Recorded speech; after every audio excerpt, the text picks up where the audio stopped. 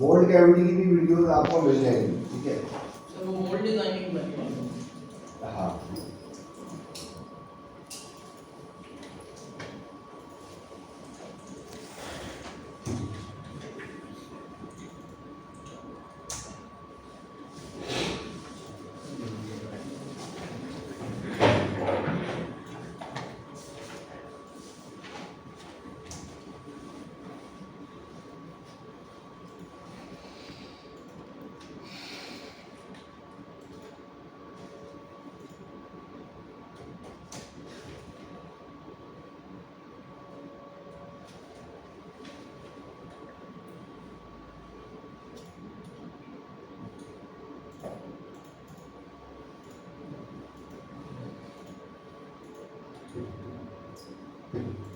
ठीक है, हमने यहाँ पे पार्ट बनाया और जिसमें मैंने थोड़ा सा यहाँ पे क्या लगाया, ग्राफ लगाया, ठीक है।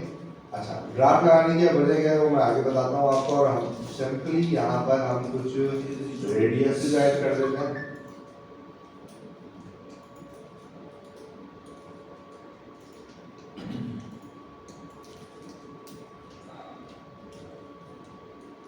और मिसाल के तौर पर हम यहाँ पर भी रेडियस यही वाला ऐड कर देते हैं।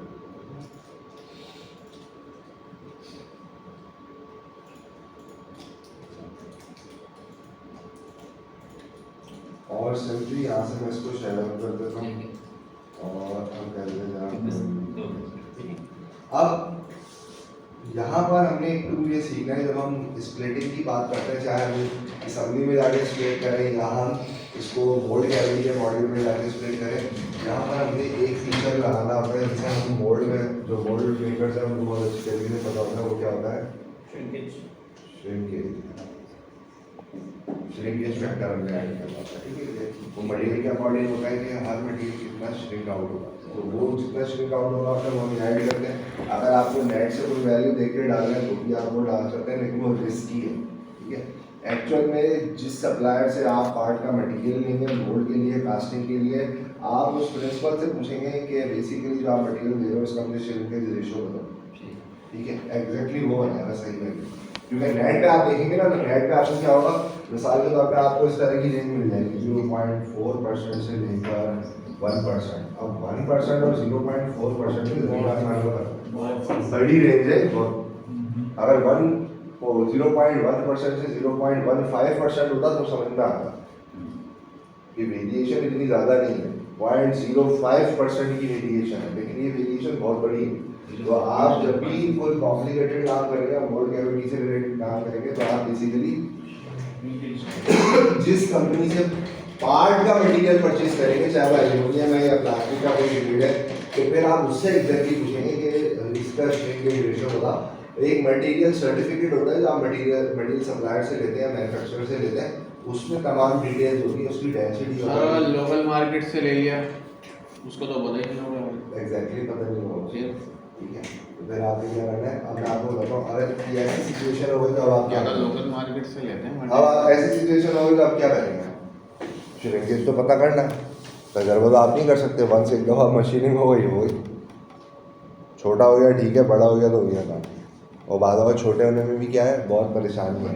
उसका मैं आसान तरीका बताता हूँ, होता है क्या, मोल्ड मैन्युफैक्चरिंग इंडस्ट्री या प्रोडक्शन बेस्ड इंडस्ट्री के अंदर, कि मिसाल के तौर पे आपने प्लास्टिक मटेरियल खरीद ली, उसकी एग्जैक्टली आपको कोई श्रिंकेज की वैल्यू नहीं पता, और उस मटेरियल के अंदर बाद में फिलर्स भी ऐड होते हैं, आयरन ऑक्साइड ऐड होगा, आपको कहते हैं फाइबर ऐड होगा, वुड फ्लोर ऐड होगा, चॉक फैब्रिक ऐड होगा, बहुत सारी चीज़ें जो जिससे क्या होता है डिफरेंट पर्पस के लिए यूज़ करते हैं। पार्ट में बाला बंदे स्ट्रेंथ प्रोड्यूस करने के लिए आप लोहे का ज़्यादा आयरन ऑक्साइड प्लास्टिक में ऐड कर देते हैं, बिल्कुल माइनर सा होता है। तो जब उसकी डेंसिटी बढ़ जाएगी, गाढ़ापन बढ़ जाएगा, तो बहुत सारे फैक्टर्स इफेक्टेड होते हैं, श्रिंकेज पे भी उसका असर पड़ेगा। अब आपको नहीं पता एक्जैक्टली इसका श्रिंकेज कितना है, ठीक है। तो आसान तरीका ये होगा कि आप क्या करें, उसको मोल्डिंग मशीन के ऊपर या कास्टिंग मशीन या जो भी प्रोडक्शन मशीन है उसमें आप उस मटेरियल को लोड करवाएं, मेल्ट करें और किसी एग्जिस्टिंग मोल्ड के अंदर पार्ट निकालें, किसी पुराने बने हुए मोल्ड के अंदर जिसके पार्ट निकालें, और जब पार्ट निकले तो फिर आप उसकी डायमेंशंस को चेक करें कैविटी की डायमेंशन से, तो आपको डायमेंशनल डिफरेंस पता चल जाएगा कि कितना श्रिंकेज है।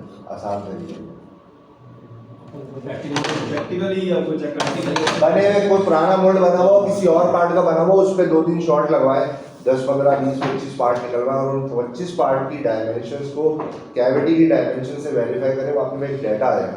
तो आपके पास डायमेंशन की एवरेज आ रही होगी कि क्या है ना, तो वो एवरेज से आपको पता चल जाएगा कि कैविटी एक्चुअल पार्ट से कितनी बड़ी है। तो मटेरियल वाइज का स्टैंडर्ड चार्ट नहीं है हमारे पास इस तरह का।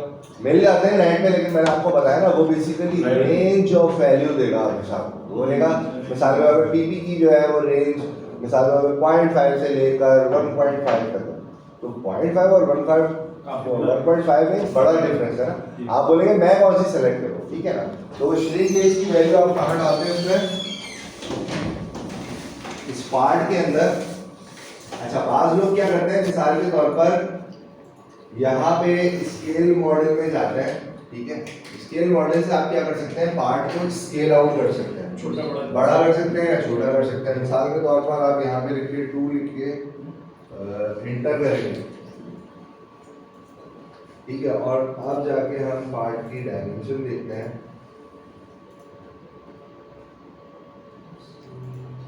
तो वो डबल हो, ठीक है। पहले मैंने 100 डिफाइन की थी ना, 200 और ये डेसिमल में वैल्यू इसलिए आ गई क्योंकि ये थोड़ा सा क्या है ड्राफ्टेड मैंने इसको रखा हुआ था, ठीक है। तो वो ऊपर से इसको ड्राफ्ट किया, ठीक है। तो ये जो स्केल वाली कमांड है ना, ये बेसिकली क्या है, ये नॉन पैरामेट्रिक है। ये कमांड यहाँ पे आपको नजर है, वो वीडियो का पूरा नाम क्या है? मैं बता देता हूँ क्रेन हुक के नाम से, ठीक है।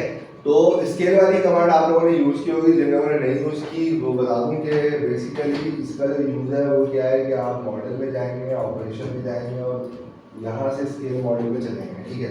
लेकिन मैंने आपको बताया कि स्केल मॉडल भी नॉन पैरामेट्रिक कमांड है, इसको आप रीडिफाइन नहीं कर सकते, आपने इसको दोबारा सेलेक्ट करके क्या करना होगा, रीवैल्यू करना होगा इसको, ठीक है। तो दोबारा मैं स्केल मॉडल में जाऊँगा। अच्छा, बाद में क्या करते हैं, स्केल मॉडल कर लेते हैं, यानी वो रेशो निकाल लेते हैं, ठीक है, और देख लेते हैं कितनी वैल्यू जो है वो स्केल आउट हो रही है, उस तरह स्केल करते हैं। तो जैसा मुझे इसको वापस रिवर्ट करना है तो मैं कहता हूँ 0.5 यानी 50% डायमेंशन कम हो, ठीक है। बढ़ानी होगी तो आप मिसाल के तौर पर 1 कंसीडर होता है 100% के लिए ना, ठीक है। अगर आप 0.5 यूज कर रहे हैं दैट्स मीन के तमाम डायमेंशन जो है वो आधी होगी, और अगर 2 यूज कर रहे हैं तो तमाम डायमेंशन क्या हो जाए, दुगनी हो जाए, ठीक है। पहले 100 थी तो 200 हो गई थी, अब इसको हमने 0.5 करेंगे तो वापस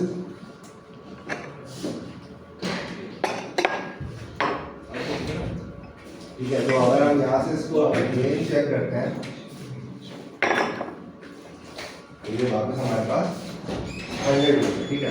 तो श्रिंक की वैल्यू हमने कैसे अप्लाई करनी होती है, हम फाइल में जाते हैं और यहाँ से हम चले जाते हैं प्रीपेयर में मॉडल प्रॉपर्टीज, जहाँ पे आप मॉड्यूल डिफाइन करते हैं, यूनिट डिफाइन करते हैं। तो यहाँ पर हम जाते हैं, नीचे आप आएंगे, यहाँ पे श्रिंकेज का ऑप्शन आएगा, यहाँ पे आपने श्रिंकेज पे क्लिक करना है और यहाँ पर आपने रखना है बाय स्केल। श्रिंकेज आपने क्या रखना है, बाय स्केल, बाय डायमेंशन में नहीं जाना, वरना वो एक डायमेंशन के अंदर जो है ना वो कहने आता, क्योंकि जब मोल्ड से पार्ट निकलता है तो वो बाय स्केल चलता होता है, ओवरऑल चलता होता है, ठीक है।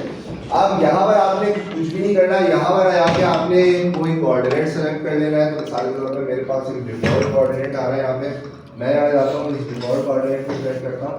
अब आपने करना क्या है कि श्रिंकेज रेशो के अंदर ना आपने क्या करना है, अगर दिया हुआ है कि किसी पार्ट के अंदर 1% श्रिंक है, दैट्स मीन कि अगर कोई 100 mm की लेंथ है तो आप उसकी कैविटी कितनी बनाएंगे, कैविटी कितनी बनाएंगे भाई, 100 mm की लेंथ है, 100 mm की लेंथ है पार्ट की, प्लास्टिक पार्ट की, 100.1 प्लस 100.1 मैं कह रहा हूँ कि 1% का श्रिंकेज रेशो है,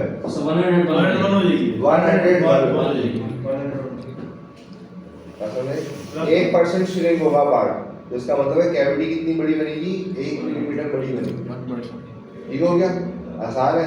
लेकिन जब आप यहाँ पे वैल्यू डालेंगे तो आप क्या करेंगे, 0.1 इंचेस में नहीं मिलीमीटर में ये श्रिंकेज रेशो है ना, तो 10 100 से डिवाइड करके डालिए। 0.0 अच्छा उसका तरीका ही है, उसका तरीका ही है कि आपने क्या करना है, हमने कंसीडर किया था पॉइंट, मिसाल के तौर पे हम यहाँ पे कंसीडर करते हैं 1% ना, तो हम अप्लाई करके देखते हैं।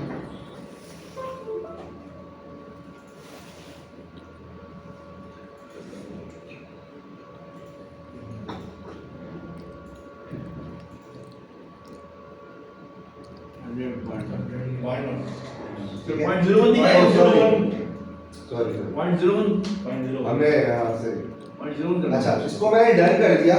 अब बेसिकली क्या है, ये श्रिंकेज की कमांड ना बेसिकली पैरामेट्रिक है, इसको आप रीडिफाइन कर सकते हैं।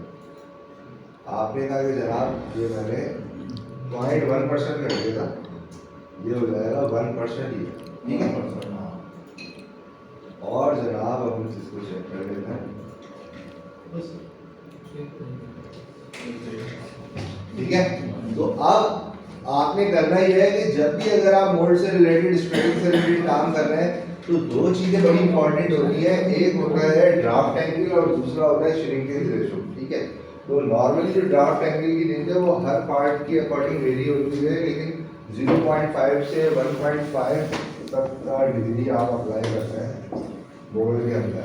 हर मोड में ड्राफ्ट की वैल्यू डालनी होती है, अगर ड्राफ्टेड वैल्यू नहीं है मॉडल अगर तो मोल्ड नहीं बनता, ड्राफ्टेड अगर नहीं है तो। असल में होता यह है कि जो स्ट्रेट वॉल्स होती है ना मोल्ड में, वो बेसिकली पार्ट के इंजेक्शन के वक्त प्रॉब्लम तो वो हल्की सी ड्राफ्टेड होती है, ठीक है।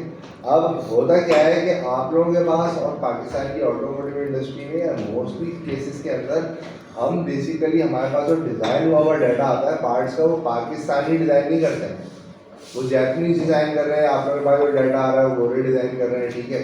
तो जब एक मिसाल के तौर पे ये कब ये जो है वो ड्राफ्ट वाला केस कब ऐड होता है, मिसाल के तौर पे आप सब जो है वो डिज़ाइनिंग की टीम है और आप सब बेसिकली गाड़ियाँ डिज़ाइन करते हैं, तो उसमें से दो लोग मिसाल के तौर पे शीट मेटल के पार्ट्स के एक्सपर्ट हैं डिज़ाइन करने में, कुछ जो है वो कास्टिंग के, कुछ प्लास्टिक के, आप सब मिलकर एक असेंबली पे काम कर रहे हैं, ठीक है। तो जब आपको जो भी इनपुट दिया जाएगा, मिसाल के तौर पे आप बैठ के डिज़ाइन करने के साइड मिरर डिज़ाइन कर रहे हैं, तो साइड मिरर का मटेरियल आपको पता है कि फला मटेरियल है, तो अब आपको उसका मैन्युफैक्चरिंग प्रोसेस भी पता होगा, यानी आप सिर्फ उसके पार्ट डिज़ाइन करने के एक्सपर्ट नहीं होंगे, आप उसके मैन्युफैक्चरिंग प्रोसेस के एक्सपर्ट भी होंगे। जब आप पार्ट डिज़ाइन करेंगे तो आपको पता है ये मोल्डिंग का पार्ट है, तो इसकी वॉल में ड्राफ्ट होना चाहिए, तो आप ही उस पार्ट के डिज़ाइन के अंदर उसको ऐड करके देंगे, ठीक है। लेकिन आप कहते हैं कि आपकी कोई कंपनी है जो मिसाल के तौर पे प्लास्टिक का फर्नीचर बनाती है और आप अपने फर्नीचर के डिज़ाइन खुद बनाते हैं, आप अपने फर्नीचर के डिज़ाइन खुद बनाते हैं, तो जब आपका डिज़ाइनर डिज़ाइन कर रहा होगा ना, तो वो उसमें क्योंकि वो मोल्डेड फर्नीचर है प्लास्टिक का या जो भी उसका प्रोसेस है, तो उसके अकॉर्डिंग मैन्युफैक्चरिंग के एस्पेक्ट से फीचर्स को कंसीडर किया जाता है, वो उसको माइंड में रख के करेगा कि पार्ट का डिज़ाइन मैं ऐसा करूँ कि उसमें फिर आप अक्सर देखते हैं स्टूल कभी भी स्ट्रेट नहीं होता, हल्के ड्राफ्टेड, ठीक है। या बाल्टियाँ देखें कभी भी स्ट्रेट नहीं होती है, बकेट कभी भी स्ट्रेट नहीं होता, उसके डिज़ाइन को ही ऐसा बना देते हैं कि उसके अंदर वो ड्राफ्ट वाला फीचर ऐड है, ठीक है। हमारे यहाँ भी जो वैक्स का मैंने बनाया था, इसमें एक डिफिकल्टीज ये आ रही थी कि जहाँ जहाँ थिकनेस थी ना, वहाँ पर श्रिंकेज ज़्यादा हो रहा था, जहाँ पर थिकनेस मोटी थी तो वहाँ श्रिंकेज ज़्यादा हो रहा था, जहाँ जहाँ पतली थी वहाँ हमारा इसलिए कब आया था क्योंकि आपने उसको ओवरऑल स्केल आउट किया हुआ है ना।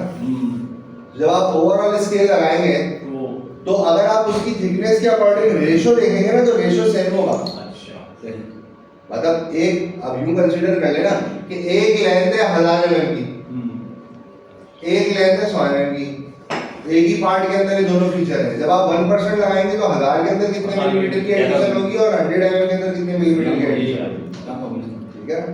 वो थोड़ा सा क्लियर हुआ आपको? बाद जगह में अन्य जैसे सरफेसेस होते हैं, बाद जगह थिकनेस ज़्यादा होती है लेकिन कम होती है, तो स्केलिंग के हिसाब से थिकनेस मतलब रेशो डालनी है हमने या ओवरऑल पूरे पार्ट की डालनी ओवरऑल है? पार्ट की डालते हैं, क्योंकि जब पार्ट निकलेगा ना तो डायमेंशन तो ऑटोमेटिक वो लेंथ के हिसाब से वो डिवाइड कर देगा। देखिए जब हम बात कर रहे हैं ना श्रिंकेज की, तो आप ये समझें कि जब पार्ट बोरे से बाहर निकलेगा ना, चाहे वो एल्यूमिनियम मिलाया हो, वो जिंक लगाया हो या वो प्लास्टिक का कोई ग्रेड हो, वो ओवरऑल श्रिंक होगा, वो बाय डायमेंशन थोड़ी सी हो रहा है। तो बोला मैं इधर से लंबा हूँ तो मैं इधर से कम हूँ, मैं इधर से छोटा हूँ तो मैं इधर से ज़्यादा हो जाता हूँ। तो ओवरऑल यानी वो ओवरऑल वॉल्यूमेट्रिक श्रिंकेज होगी ना वो पूरी, ओवरऑल श्रिंक होगा। तो वो जब आप रेशियो डालते हैं ना तो वो बेसिकली सेम रेशियो के साथ सारा श्रिंक होगा।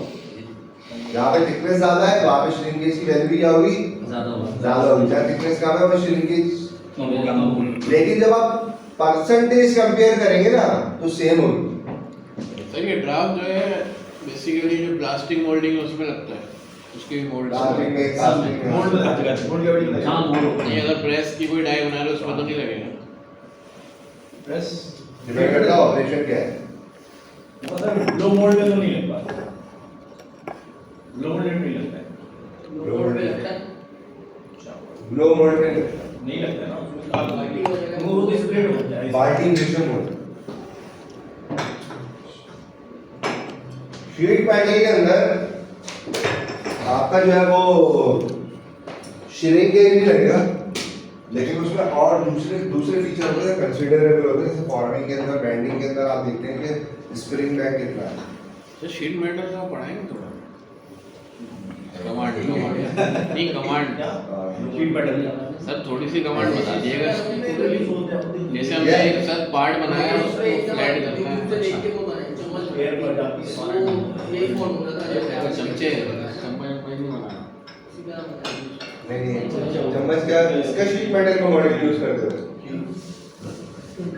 थोड़ी सी करवा के तो सरसरी ऐसे बता देंगे ना थोड़ी सी कमांड। सब बता दे। सब बताइए। हाँ सर मुझे ये बताएं कि हम अनइवन जैसे बोल रहे हैं कि कहीं लोग मोटी है कहीं पतली, तो उसको हम स्केल तो कर दिया, श्रिंकेज एंड ऑल डाल दिए हैं, और वो श्रिंक हर अगर कहीं रिप लगी भी मोटी सेंटर में और वो श्रिंक ज़्यादा हो रही है तो फिर इसको किस तरह कंट्रोल करेंगे? नहीं कर सकता। नहीं कर सकते। इस चीज का हल लेकिन मैं आपको बताता हूँ, देखिए एक केस बताता हूँ। हो सकता है आपने बैटरी की बॉडी देखी है, बैटरी की बॉडी जी जी सही बाहर से प्लास्टिक बैटरी जी। आप उसकी सरफेस पे हाथ लगाए वो अंदर रिबे लगी हुई है ना, पार्टीशन की जो जी, जी। लगती है, वो बाकायदा फील होती है बाहर से। हाँ उसमें दबी भी होती है ना अंदर, सिंक हुई भी होती है अंदर, वो फील होती है बाकायदा। आपने नोट करे बैटरी पे हाथ लगाया और वो फील होगी, हर पार्ट में फील होगी, हर पार्ट जिसमें थिकनेस। अब वो मैंने आपको बताया ना कि देखें बाहर जगहों पे थिकनेस सेम होगी, लेकिन कुछ जगह ऐसी होंगी आप उसको कमी नहीं कर सकते। जैसे कि मिसाल के तौर पे ये पार्ट की थिकनेस है, सेल में हाथ लगाएं। बार बार प्लास्टिक बॉडी है। मैं कह रहा हूँ कि ये भी थिकनेस कितनी है 1 mm, ये भी थिकनेस कितनी है, और इस साइड पे लगाओ, फ्रंट पे तो नहीं ना। ये दोनों थिकनेस कितनी है, यहाँ पे कितनी हो गई, ज्यादा हो गई, आप कुछ भी नहीं कर सकते।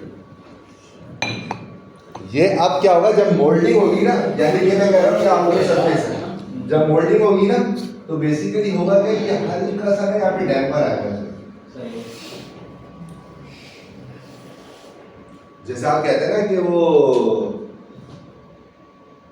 रोड डल रहा है, लेकिन कहीं पर क्या है उसने रोलर नहीं चलाया हुआ या बहुत ज्यादा डेंस नहीं है, जैसे मोल्ड्स पे हैचिंग जो होती है, मोल्ड में हैचिंग टेक्सचर टेक्सचर जो आता है हाँ वो करते हैं। हाँ, लेकिन हम नहीं करते, हम उसके लिए बाहर से टीम हम बुलवाते हैं, वो एक बाहरी कंपनी के साथ हमारी कोलैबोरेशन होती है, अच्छा तो उनसे हम। अच्छा खैर ये रखते हैं। सबसे पहले मैं क्या करता हूँ कि जनाब एक सिंपल सा पार्ट लेता हूँ जिसमें कोई होल नहीं है, कोई अंडर कट्स नहीं है, ठीक है। अंडर कट से मुराद है कि कोई यहाँ पर होल नहीं है, ठीक है। मोल्ड जब खुलता है ना तो बेसिकली ऐसे खुलता है, तो अगर इधर होल होगा तो कोई इशू नहीं। कोई इशू नहीं, साइड वो जब जैसे हम लास्ट टाइम देख रहे थे, या तो कोर पे चला जाएगा, कैविटी पे चला जाएगा, लेकिन अगर यहाँ पर साइड में कहीं होल होगा ना तो पूरा आपका वो समझ लें अंडर कट्स कहलाएगा, यानी वो साइड एक्शन बनेगा आपका, स्लाइड यानी मोल्ड ऐसे बंद होगा और वो स्लाइडर्स चलेंगे, ठीक है। तो हम एक एक करके देखते हैं चीजों को। पार्ट को मैंने सेव कर दिया, न्यू कर कर हम पहुंच जाते हैं मैन्युफैक्चरिंग के अंदर, और यहाँ पर हम मोल्ड कैविटी जो है वो सिलेक्ट कर लेते हैं। ओके, मिलीमीटर, न्यूटन सेकंड, यहाँ पर आ गए हम इस एनवायरनमेंट में। अब इस एनवायरनमेंट के अंदर देखिए आपको असेंबली के भी टूल्स नहीं नजर नहीं आएंगे और पार्ट मॉडल के भी। यहाँ पे सिर्फ और सिर्फ आपको वो टूल्स मिलेंगे जिनसे आप किसी भी कॉम्प्लिकेटेड पार्ट्स को, चाहे वो 1 हो, 2 हो, 3 हो, 4 हो, उसको आप स्प्लिट आउट कर सकते हैं। बात समझ आ गई? क्या कर सकते हैं? असेंबली करके देख सकते हैं क्या, यहाँ पे लाके फिटिंग करके देख सकते हैं। आप स्प्लिट करें और इस स्प्लिटेड डाटा को असेंबली में ले आए। वो ले जा फर्दर आपने अगर कोई कंपोनेंट ऐड करना है यानी उससे पार्ट नहीं बना सकते, पार्ट अलग उठाने पड़ेंगे। या आपको सिर्फ स्प्लिटिंग से मिलती मिलेगी। हर कैड सॉफ्टवेयर के अंदर अगर आप देखेंगे मोल्ड कैविटी का मॉड्यूल, डाई का मॉड्यूल, तो उसमें जो मेन स्प्लिटिंग होती है उससे रिलेटेड आपको फीचर्स मिलेंगे। बाकी काम आप कहाँ करेंगे? मॉडलिंग असेंबली में। अच्छा, इसका एक और वर्जन आता है कि जो पैरामीटर का बहुत सारी चीजें निकलती हैं। ये मेरा राजा आपका ना 2 साल का कोर्स बनेगा सही मायने में। सर आपको वहीं भर्ती कर लेते हैं पीसी में ऐसा स्ट्रक्चर है हफ्ता है तो आप लोग सर्च करेगा EMX, तो एक EMX है और एक है PDX। ठीक है। ये बेसिकली क्रियो के सॉफ्टवेयर की एक्सटेंशंस है। क्या है? एक थर्ड पार्टी है सॉफ्टवेयर की बनाने की, वो क्या करती है, इन सॉफ्टवेयर्स को बनाती है और हर वर्जन के साथ इसका ये प्लगइन वर्जन अलग है। जैसे आप यूज करते हैं कोई सॉफ्टवेयर, उसका एक प्लगइन आ गया, क्या क्रोम का ब्राउजर यूज कर रहे हैं, उसके साथ में कोई प्लगइन ऐड किया, वो क्या करता है, वीडियो डाउनलोड कर देता है। तो ये बेसिकली क्या है, 2 प्लगइन्स हैं। B&W एक कंपनी है, वो बेसिकली क्रियो के सारे प्लगइन्स बनाती है। B&W करके इसका मतलब है expert mode base extension. Expert mode base extension इसका मतलब है प्रोग्रेसिव डाई एक्सटेंशन। इस तरीके आपको वहां पे बहुत सारे एक्सटेंशन मिलेंगे। इलेक्ट्रोड बनाने का एक्सटेंशन और फला का एक्सटेंशन और रैंडिंग का एक्सटेंशन और ये एक्सटेंशन वो एक्सटेंशन, बहुत बड़ी लाइब्रेरी मिलती है। ठीक है सर PDX का मतलब क्या है? Progressive die extension. ठीक है, अब ये जो EMX है ना, ये EMX भाई है। ठीक है, ये क्या करते हैं, जब आप इसको जब आप स्प्लिट कर लेते हैं ना, मोल्ड कैविटी जब आप स्प्लिट कर लेते हैं ना, मेन कोर कैविटी असेंबली, तो आप असेंबली पे जाके एक एक पार्ट को क्रिएट करते हैं। राइट कलर बुश क्रिएट करेंगे या तो बना हुआ उठा के लगा देंगे और बहुत सारे मोल्ड के अंदर लगने वाले पार्ट्स को आप क्रिएट करते हैं। EMX में क्या होता है, वो पार्ट बने बनाए होते हैं और जो कंपनियां दुनिया में बना रही है ना, उनकी कैटलॉग भी उसी के अंदर होती है। आपने उठाया करके लगाया, वो मोल्ड के अंदर लग गया, तो आप एक मोल्ड जो महीने में जाके बनाएंगे ना, वो आप 1 हफ्ते में निपटा देंगे। चाइना वाले पूरी दुनिया के लिए। तो उसके अंदर आपको जो कंपनीज मोल्ड से रिलेटेड एसेसरीज बनाती हैं, उन एसेसरीज की पूरी कैटलॉग्स मिलेगी, मेन कंपोनेंट सारे मिलेंगे। आपने वहाँ से सेलेक्ट करना, उठा के लगानी चीज़ें, बनी बनाई चीज़ें, और वो ऑटो अपडेट होता है। उसका एक पूरा कोर्स मेरे पास डिजाइन हुआ है, लेकिन भाई वो पेड है। पूरी वीडियोज है उसके अंदर, मोर देन 40 वीडियोज है, लेकिन वो आप लोगों के लिए इतनी एप्लीकेबल नहीं होगी, वो किसी वाकई में मोल्ड मेकर के काम की चीज़ है। सर हम लोग ये भी इसी पे काम कर लें तो नहीं, मैं बता रहा हूँ, बड़े आगे ही कहानी है सर कोर्सेज चलते हैं हमारे, हर साल मसला नहीं, अगले साल फिर आ जाएगी। हाँ अच्छा, उसकी EMX की कुछ वीडियोज जो है ना, वो इस पे भी है, मेरे चैनल पे भी पड़ी है, वो आप देख सकते हैं। ठीक है, अच्छा जरा अब हम यहाँ पर आते हैं, देखें अब यहाँ पर स्टेप्स क्या होने चाहिए। पार्टी बन जाए बढ़िया। स्टेप्स जो है वो क्या होने चाहिए यहाँ पर, कि हम पार्ट ऐड करेंगे। अगर सिंगल है तो हम पार्ट ऐड करने में हो सकता है हम 2 कैविटी ले लें, 3 कैविटी, 4 कैविटी ले लें, तो वो भी हम यहाँ पे डिफाइन कर सकते हैं। ठीक है, दूसरी चीज ये है कि हम यहाँ पे दूसरा स्टेप क्या होता है, हम वर्क पीस डिफाइन करते हैं। जैसे आप प्रोग्रामिंग के अंदर वर्क पीस डिफाइन करते हैं ना, कि रॉ मटेरियल का साइज क्या है, तो यहाँ पे जो वर्क पीस है वो बेसिकली कोर कैविटी का मजमूआ है। ठीक है, दूसरी चीज क्या करते हैं, सबसे बड़ा स्टेप हम यहाँ पे सरफेसेस बनाते हैं और इस सरफेस की मदद से फिर हम क्या करते हैं, फाइनली 2 हाफ एक्सट्रैक्ट करते हैं। मेन तो ये थी, बाकी इसके अंदर भी बहुत सारी चीजें। ठीक है, तो अभी हम सिंपल पार्ट से चलते हैं, सिंगल पार्ट से चलते हैं। और हम यहाँ पे क्या करते हैं, सबसे पहले हमारे पास आता है यहाँ पे रेफरेंस मॉडल। ठीक है, रेफरेंस मॉडल का मतलब ये है कि मिसाल के तौर पे मैं यहाँ से एक पार्ट उठाता हूँ, अब यहाँ पे 3 ऑप्शन आते हैं। ये आपको, जैसे मैं आपको बता रहा था ना, जब आप असेंबली पर आए तो असेंबली पे एक अलग कॉपी बना के लेकर आए, मेन कॉपी के अंदर चेंजिंग नहीं कर रहे हैं, उसकी ड्राफ्टिंग अलग रखे हैं, इसमें कोई चेंजिंग करनी हो असेंबली के एस्पेक्ट से। जैसे बोतल के मैं कह रहा था कि मुंह बंद कर दें और पूरा सॉलिडिफाई कर दें, अगर आपने एक्चुअल पार्ट में सारे काम किए तो उस पार्ट से जो आपने ड्राफ्टिंग की है वो डिस्टर्ब हो जाएगी। इसी तरीके से आपने पूछा है मर्ज बाय रेफरेंस, एक अलग कॉपी बना दूं और जो रेफरेंसेस है वो मर्ज कर दूं, यानी कमांड सारी मर्ज करके एक कॉपी बना दूं, इसका मतलब ये। सेम मॉडल, जो मॉडल है वैलिडिटी उठा दूं एक अलग कॉपी बना के। इनहेरिटेड का मतलब है कि जो मॉडल आप यहाँ पे ऐड करेंगे ना उसके अंदर कोई भी चेंजिंग करेंगे मेन मॉडल के अंदर भी हो जाएगा। ठीक है, ये 2 अलग अलग 3 अलग कैटेगरीज है। यानी पहले में कह रहे हैं कि कॉपी बना दूं, ठीक है, मैं दिखाता भी हूँ आपको। अब आपने कहा मर्ज बाय रेफरेंस, ओके, यहाँ से हमने आके अब इसने क्या किया, ये देखिए अब ये वो सारी कीमें असेंबली वाली है। रेफरेंस मॉडल कौन सा है, यहाँ से मैंने क्लिक किया, ये पार्ट खुल गया, पार्ट का जो भी रेफरेंस मॉडल होगा वो हमारे पास यहाँ पर आ रहा होगा, आप सेलेक्ट कर सकते हैं। ठीक है, मिसाल के तौर पे आपने जनाब यहाँ से कोऑर्डिनेट डिफाइन कर लिया, आपने हो सकता है कि अलग से कोऑर्डिनेट बनाया हो, तो आप यहाँ से सेलेक्ट कर लें तो वो बेसिकली यहाँ पे ऐड हो जाएगा आपके पास।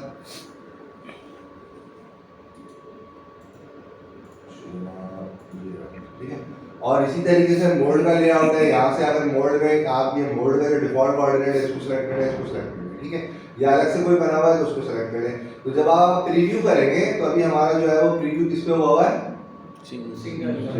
तो हम यहाँ पे प्रीव्यू देखते हैं तो ये एक ही पार्ट आ गया। ठीक है, अच्छा, हम वापस हम आए थे रेक्टेंगल में। रेक्टेंगल में कहते हैं हम एक्स वाली डायरेक्शन में 2 कैविटीज, वाई वाली डायरेक्शन में 2 कैविटीज। एक्स में जो है वो इंक्रीमेंटल डिस्टेंस हम कर देते हैं 100, वाई में मिसाल के तौर पे हम कर देते हैं 150, और हम यहाँ पर आगे जब प्रीव्यू देखेंगे तो वो कुछ इस तरह का बनेगा, और आप यहाँ से आप डिस्टेंस आगे पीछे करके सेट कर सकते हैं।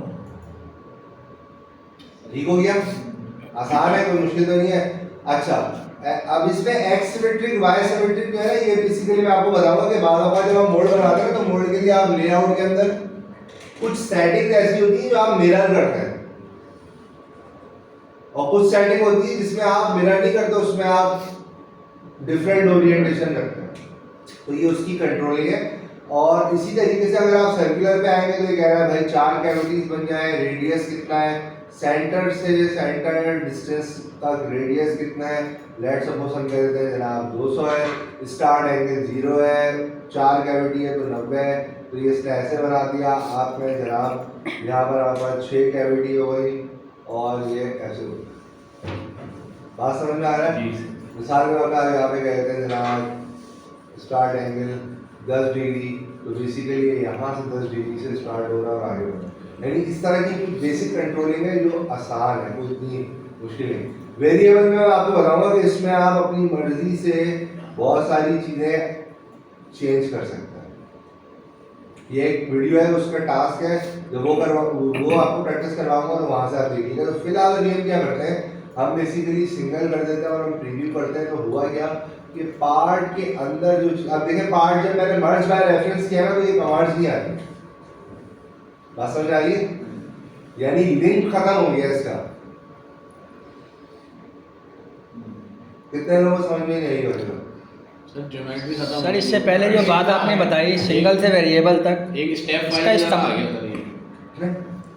इसका इस्तेमाल मतलब सिंगल से वेरिएबल तक कहाँ कहाँ होता है? तमाम पार्ट में आता है या मतलब वो मुख्तलिफ पार्ट इन्वॉल्व है? क्या होता है, आप सिंगल कैविटी मोड बनाते हैं, बाद आप कहते हैं कि एक मोड से 4 पार्ट निकले, एक मोड से 8 पार्ट निकले, एक मोड से 16 पार्ट निकले, तो आप फिर उसकी फॉर्मेटिंग सेट कर सकते हैं। ठीक है, ठीक है। तो यहाँ पे मैं सिंगल कैविटी को करता हूँ, ओके डन। अच्छा, अब मैंने आपको बताया मॉडल हमने ऐड कर दिया, दूसरा नाम क्या है? वर्कपीस। बेसिकली क्या है? वो जो यानी रॉ मटेरियल सब आपको अच्छा, अब आपने काम ये करना है, यहाँ पे मैं भी चेक कर देता हूँ, हो सकता है खंड है। ये वर्कपीस ऑटोमेटिकली उस वक्त काम करेगा जब आप सॉफ्टवेयर की इंस्टॉलेशन कर रहे होंगे और वहाँ पे जाके आप मोल्ड कैविटी के तमाम फीचर्स पे चेक लगाएंगे तो ये काम करेगा। ठीक है, मैं चेक कर लेता हूँ, नहीं तो अदरवाइज फिर हमें क्रिएट करना पड़ेगा। तो मैं यहाँ से वर्क पीस पे जाता हूँ। ठीक है, ये उसी तरह का वर्क पीस है, देखें जैसे आपके पास आता होता है प्रोग्रामिंग के अंदर। नॉर्मली हमें पता है रॉ मटेरियल सिलेंड्रिकल या ब्लॉक की फॉर्म में आएगा और यहाँ पर एक तीसरा फॉर्म भी दिया हुआ है, कस्टम वर्क पीस आप बना लें। तो हम जरा अब हमने यहाँ पे क्या करना है, यहाँ पर आपने सबसे पहले क्या करना है, मोल्ड कैविटी का रेफरेंस सेलेक्ट करना है। मोल्ड हो गया, जैसे ही ये सेलेक्ट होगा, अगर आपके पास ये ऑप्शन ओपन हो गए, ठीक है, अब यहाँ से प्रीव्यू देखूंगा ना तो मुझे नजर आएगा वही ग्रीन वाला ब्लॉक। यहाँ से हम ओवरऑल डायमेंशन सेट कर सकते हैं। मिसाल के तौर पर कहते हैं भाई एक्स में 300 है, ठीक है, ये इसको हम कर देते हैं जनाब 200, वाई में ओवरऑल हम कर देते हैं 250,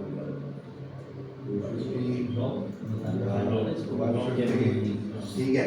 अच्छा 150 कर दिया। अब हम जेड में देख रहे हैं, जेड पॉजिटिव वाली डायरेक्शन में हम कहते हैं जनाब कि 60 mm इंक्रीज हो जाए और ये जो है ये हमारा 30, ठीक है, तो ये हमारा कुछ बनता हुआ नजर आ रहा है। ठीक है, यहाँ से मैंने प्रीव्यू पे क्लिक किया, ओके, तो ये मेरा एक वर्क पीस बन। जी जनाब, कोई सवाल है? अच्छा, इंस्टॉलेशन के वक्त अगर वो नहीं चेक लगाए होंगे तो ये वर्क पीस नहीं बनेगा? काम नहीं करेगा, ये ऑटोमेटिकली नहीं बनाएगा। जैसे आप प्रोग्रामिंग के अंदर क्रिएट भी कर सकते हैं ना वर्क पीस, वो वही वाला काम हमें यहाँ पे करना पड़ेगा।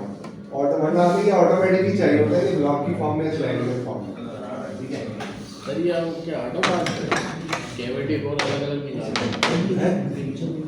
कोर और कैविटी इसमें से अलग अलग निकल जाएगी, ब्लॉक अलग करेंगे। अच्छा, ये पीछे वाले यहाँ तक क्लियर है, कोई कंफ्यूजन नहीं मिलता अभी तक तो सही है। सर ये तुमने 3 स्टेप किए अपने वीडियो है। हमने पार्ट इंपोर्ट किया है एनवायरनमेंट में, हमने इसका वर्क रेफरेंस पीस बनाया, वर्क पीस जो हमने ये बनाया, वर्क पीस और हम ये कह रहे हैं हमने 3 काम किए इसके साथ, पार्ट इंपोर्ट किया है, रेफरेंस सेलेक्ट किया है और थर्ड हमने वर्क पीस बनाया। ठीक है, आप रेफरेंस सेलेक्ट करना ना, पार्ट इंपोर्ट करने का पार्टीशन, तो अच्छा। हमने 2 काम किए। तो ठीक है, अच्छा ग्रीन ब्लॉक जो है ये बेसिकली क्या है, work piece, some of core cavity. Sir ये ऐसे कैम में बाय डिफ़ॉल्ट वही लेंथ और विड्थ रखते थे XYZ की, तो इसमें ये रख सकते हैं या बढ़ानी पड़ती है? रख सकते हैं, बड़ी हमने इसलिए रखी क्योंकि जब हम ब्लॉक मोल्ड में ज़रूरत है। याद है आपको, सरफेस कॉपी करके ब्लॉक बना देंगे तो ब्लॉक तो बड़ा ही होगा, इसमें कैविटी मतलब इसमें ज़रूरत है बढ़ाने की, इसमें बाय डिफ़ॉल्ट नहीं रखेंगे। नहीं, बाय डिफॉल्ट तो उतना ही रहेगा जितना पार्ट है। ठीक है, तो आपके उसमें रिक्वायरमेंट के हिसाब से डिसाइड करेंगे। रॉ मटेरियल के डिपेंड करता है ना सर कितना बड़ा। अच्छा देखिए, अब जो थीम है ना, वो थीम आपने थोड़ी सी समझनी है इसकी, कि होता क्या है कि यहाँ पर आके एक डिफॉल्ट ऑप्शन होता है। मिसाल के तौर पे मैं इन आइटम्स को हाइड कर ये पार्ट ही हाइड कर देता हूँ।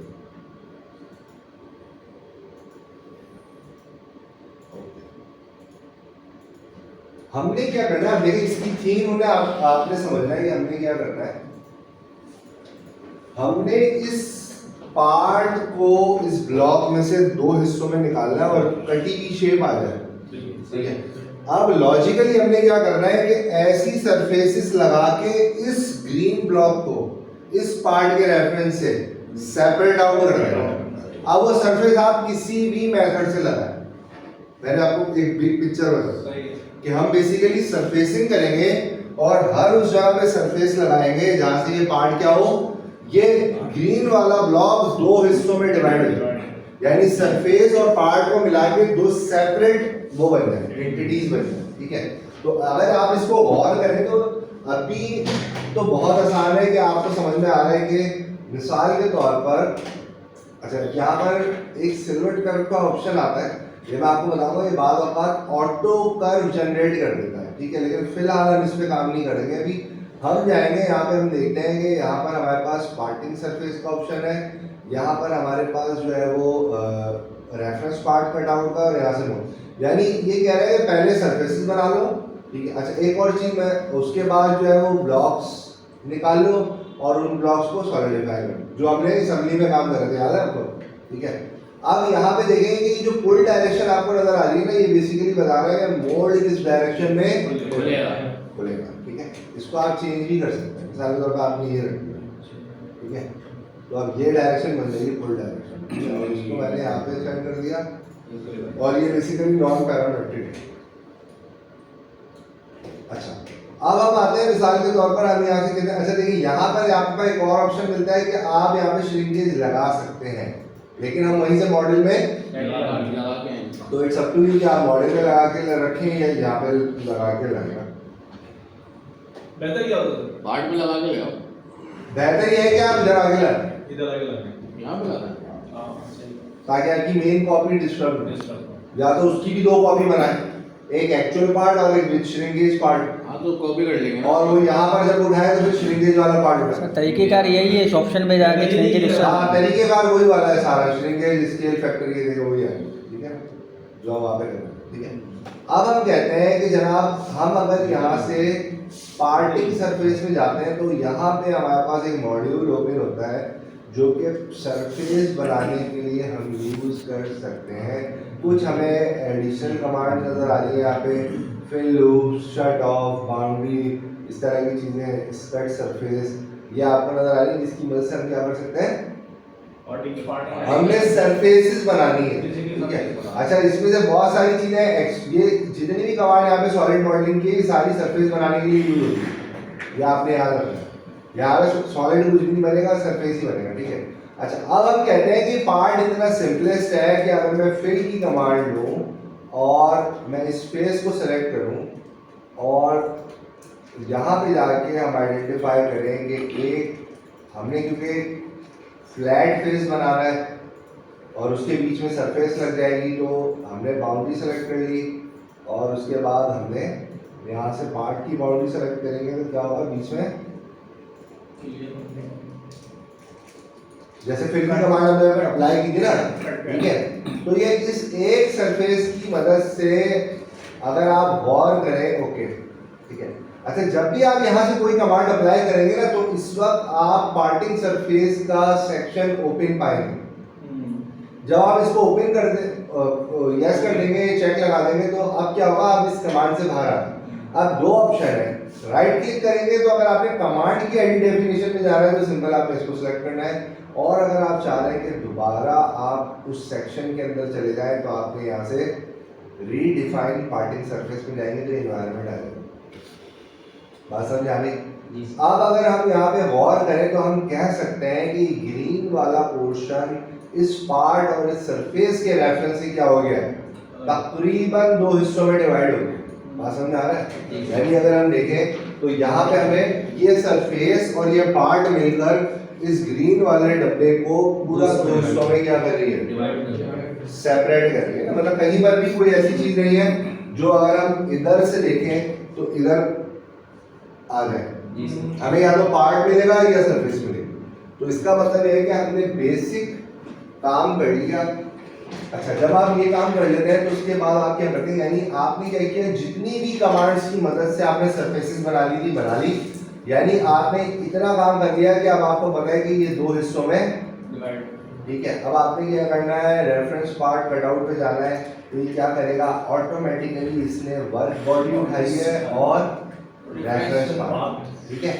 अगर ये यहाँ पे डिफाइन नहीं करे वर्क बॉडी और पार्ट, तो मिसाल के तौर पर मैं यहाँ से पार्ट रिमूव कर देता हूँ तो आपने यहाँ से जाके सेलेक्ट कर देना। अगर ये वर्क पीस यहाँ से नहीं उठा रहा तो आपने जाके वर्क पीस सेलेक्ट कर देना, ठीक है। तो ये क्या कर रहा है कि अब ये येलो आने का मतलब ये है कि आपका वर्क पीस कंप्लीटली पार्ट के रेफरेंस से क्या है, सेपरेट आउट हुआ है। अगर ये ग्रीन कलर नहीं आ रहा ना, दैट्स मीन यही मसला है, ठीक है। हमने इसको कर दिया जनाब ओके, ठीक है। रेफरेंस पार्ट कट आउट करने के बाद हम क्या करते हैं, हम यहाँ पे जाते हैं जनाब वॉल्यूम स्प्लिट।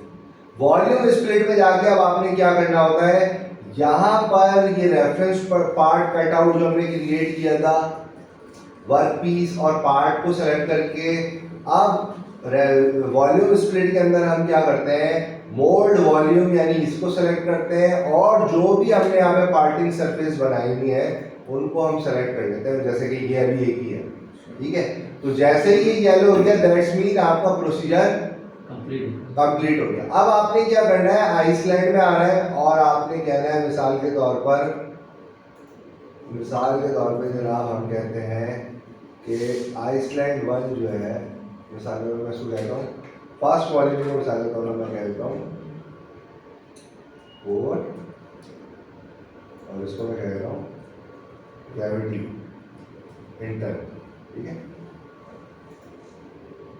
अच्छा सॉरी, यहाँ पे हमने जाना है इंडिविजुअल, 2 पे नहीं जाना, इंडिविजुअल वॉल्यूम में जाएगा। इंडिविजुअल वॉल्यूम में ये आपके पास 4 है, ये आपके पास कैविटी, तो आपने इसका नाम रख देना है 4, इसका नाम रख देना है कैविटी इंटर, ओके, ठीक है। तो ये अब आपके पास 2 वॉल्यूम बन गए, ठीक है। यहाँ पे आपको नजर आ रहा है कोर और कैविटी 2 वॉल्यूम बन गए। अब वहीं पे जो काम हम कर देते ना सरफेसेस मर्ज करके सॉलिडिफाई, तो सॉलिडिफाई करने का तरीका क्या है, यहाँ पर आपने यहाँ पे आना है कंपोनेंट के ऑप्शन में और ये आपको नजर आ रहा है कैविटी इंसर्ट, इस पे आपने जस्ट क्लिक करना है, सेलेक्ट ऑल करना है और ओके कर देना है। ये आपकी बन गई कोर कैविटी, कोर और ये आपकी ठीक है, समझ में आया? सर ये उस असेंबली से तो आसान है ये, तब इसको हाँ। अप्लाई करना बेहतर है। हाँ, ठीक है। जब भी देखें, लेकिन आपको ना दोनों प्रोसीजर बनाओ, उसमें हर दफा जरूरी नहीं आप मोल्ड कैविटी की जो देखें, अब आपने जहन में क्या रखनी है, बीइंग अ डिजाइनर कोई भी काम जो आपके पास आता है ना उसका रिजल्ट क्या है पहली चीज, और अवेलेबल डाटा क्या है। अब आपको चाहे काम आप मोल्ड कैविटी से निकालें, आप असेंबली से निकालें या कोई भी मॉडल यूज करके निकालें, सर कौन लेकिन से ऐसी ये प्योरली क्या कर रहा है, आपको पार्ट के रेफरेंस से स्प्लिटिंग के लिए आसानी पैदा कर रहा है। सर कौन से पार्ट ऐसे हैं जो इस मोल्ड कैविटी में नहीं निकलते और उसमें निकलते हैं असेंबली में, कौन से पार्ट ऐसे हैं जो उसमें नहीं, दोनों में हो जाता है? दोनों में हो जाता है, लेकिन उसमें कॉम्प्लिकेटेड है, ये तो बहुत आसान सा पार्ट है ना। आप देखें इसको थोड़ा सा मैं क्या करता हूँ, जैसे उस दिन हम चेंज कर रहे थे ना, इसको मैं आपको थोड़ा सा सॉर्ट आउट। सर ये जो आयरन बनाया था ये आपने वो एक दिया था एयरपोर्ट्स का, अगर उसकी कोर कैविटी निकालनी हो थोड़ा सा सर कर्वेचर आ गया ना उसमें, हाँ, अब उसमें अंडरकट आ गया, अंडरकट आ गया उसमें, अगर आप उसमें गौर करेंगे ना तो अगर आप असेंबली से बनाएंगे तो अगर मैं उसको उल्टा करके देखूं ऐसे, तो बेसिकली ये वाला जो पोर्शन जा रहा है ना इसके अंदर यहाँ पर एक हैंडल का कट आ गया, सही है। तो अब ये क्या हो गया, ये बेसिकली आपका अंडरकट हो गया। मैं अभी दिखाता हूँ अंडरकट के लिए आप इसमें क्या करेंगे, ठीक है, यहाँ तक समझ आया, ठीक है। अब इसको थोड़ा सा मैं कॉम्प्लिकेटेड करता हूँ और सारी चीजें मैं यहाँ से कर देता हूँ डिलीट, ओके, और हम अगेन अपने पार्ट पे जाते हैं, पार्ट में आते हैं। अब मैं पार्ट में ना कुछ चीजें ऐड कर रहा हूँ, ठीक है, ये आपने प्रिसाइजली नोट करनी है। पहली चीज मैं यहाँ पे थोड़ी देर के लिए टेपर हटा देता हूँ, उसकी वजह है क्योंकि वो थोड़ा सा आपको एक्सपेक्ट आउट करने के लिए ना थोड़ा सा मुश्किल होगी, ठीक है। सबसे पहले हमने प्रीवियसली क्या किया था, हमने एक होल कर दिया था यहाँ पे, पहली फुर्सत क्या किया था हमने यहाँ पे एक होल कर दिया सबसे पहले। तो अब हम तेजी से चलते हैं और कुछ बेसिक मैं आपको बताता हूँ, ठीक है। पहले केस के अंदर हमने इसको होल किया और मैं तेजी से जाऊंगा और आपने नोट करना है, ठीक है। यहाँ पर हमने आ गए जरा मैन्युफैक्चरिंग के अंदर, अगेन मैंने क्या किया, पार्ट ऐड किया, मर्ज बाय रेफरेंस ही कर दिया इसको, सिंगल कैविटी रहने दे रहा हूँ, प्रीव्यू देख लिया, ठीक है, ओके। उसके बाद डन, उसके बाद वर्कपीस डिफाइन किया। वर्कपीस डिफाइन करने के लिए इन फीचर्स को रीडिफाइन करने के लिए क्या करना पड़ेगा, मुझे यहाँ पे मोल्ड ओरिजिन के अंदर जाके डिफॉल्ट कोऑर्डिनेट में सेट कर लेता हूँ। लास्ट टाइम हमने मेरे ख्याल से 200 रखी थी और 150 ये हमने 150 रखी थी और ये हमने 80 रखा था और झाड़ने के आगे हमने 30 रखा था, ठीक है। और हमने इसको जनाब यहाँ पे कह दिया। अच्छा ये असल में डिस्प्ले का थोड़ा सा इशू है, ओके ठीक है, यहाँ तक का काम हो गया। उसके बाद जनाब हमने कहा, अब देखें अब हमारे प्रीवियस केस और इस केस के अंदर क्या है, अब जब मैं सरफेसेस बनाने जाऊँगा, ठीक है, तो मेरे पास क्या है। अच्छा अब इस ऑप्शन को भी देखते हैं, सिल्वर्ट कर्व क्या है। सिल्वर्ट कर्व जब आप सेलेक्ट करते हैं ना, तो बेसिकली क्या करता है, सॉफ्टवेयर आपके पार्ट के अकॉर्डिंग देखता है कि पार्टिंग सरफेस क्या होनी चाहिए। पार्ट ये कह रहा है कि भाई ये वाली पार्टिंग सरफेस बनेगी और ये होल है जिसको ऊपर से बंद कर दो। बात समझ में आ रही है। अब ये वाली पार्टिंग सरफेस लॉजिकल नहीं है। मैंने आपको बताया ना ये वाली पार्टिंग सरफेस लॉजिकल नहीं है। तो बाज़ दफ़ा भी क्या होगा कि आप जो है वो मिसाल के तौर पर किसी एक पार्टिंग सरफेस को यहाँ से जो है वो इंक्लूड या एक्सक्लूड कर सकते हैं। मिसाल के तौर पर मैं एक्सक्लूड कर दूंगा और यहाँ पे आके देखूंगा तो आप देखें सिर्फ यहीं पे वायर बना हुआ नजर आ रहा है। वो हल्का सा पिन मैं इसमें दिखाता हूँ। जब मैं इसको रोटेट करूंगा ना, ये कलर डिफरेंस नजर आ रहा है हल्का सा। ये डार्क ब्लू जो है आपके सॉलिड पार्ट का है, लाइट ब्लू जो है वो उसका है, ठीक है। तो ये क्या करता है, ये ऑटो सेलेक्ट करता है, लेकिन ये इतना ज्यादा इफेक्टिव नहीं है। मतलब ये आइडियली इतना इफेक्टिव नहीं है। यानी यूं समझ लें कि सॉफ्टवेयर खुद डिटेक्ट करता है कि पार्टिंग लाइन क्या होनी चाहिए, ठीक है। तो आप इससे आइडिया ले सकते हैं। हमारे हिसाब से पार्टिंग लाइन जो है यही फेस होगा और हमें स्टोर को बंद करना होगा। वो चाहे तो हम नीचे से बंद करें या ऊपर से बंद करें, ठीक है। तो आज सेकंड स्टेप हमारे क्या है, अगेन हम पार्टिंग सरफेस में जाएंगे और पार्टिंग सरफेस में जाके पहले हम क्या कर लेते हैं, जो हमने फिल किया था अगेन हम उसको फिल कर लेते हैं। मिसाल के तौर पे मैं यहाँ जाता हूँ और कॉर्नर जो है मैं वही बाउंड्रीज ले लेता हूँ, ठीक है। और इसी तरीके से मैं इसको प्रोजेक्ट कर लेता हूँ।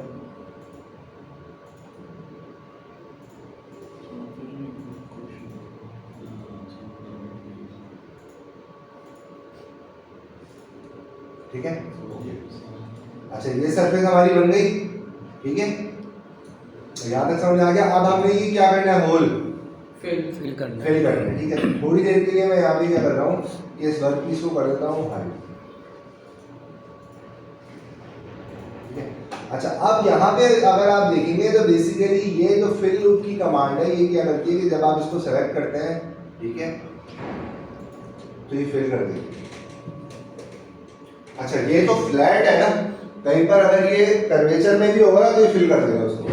जबकि पार्ट मॉडलिंग में आपको कोई ऐसी कमांड नहीं मिलेगी कि आप लूप को फिल करें। बात समझ आ रही?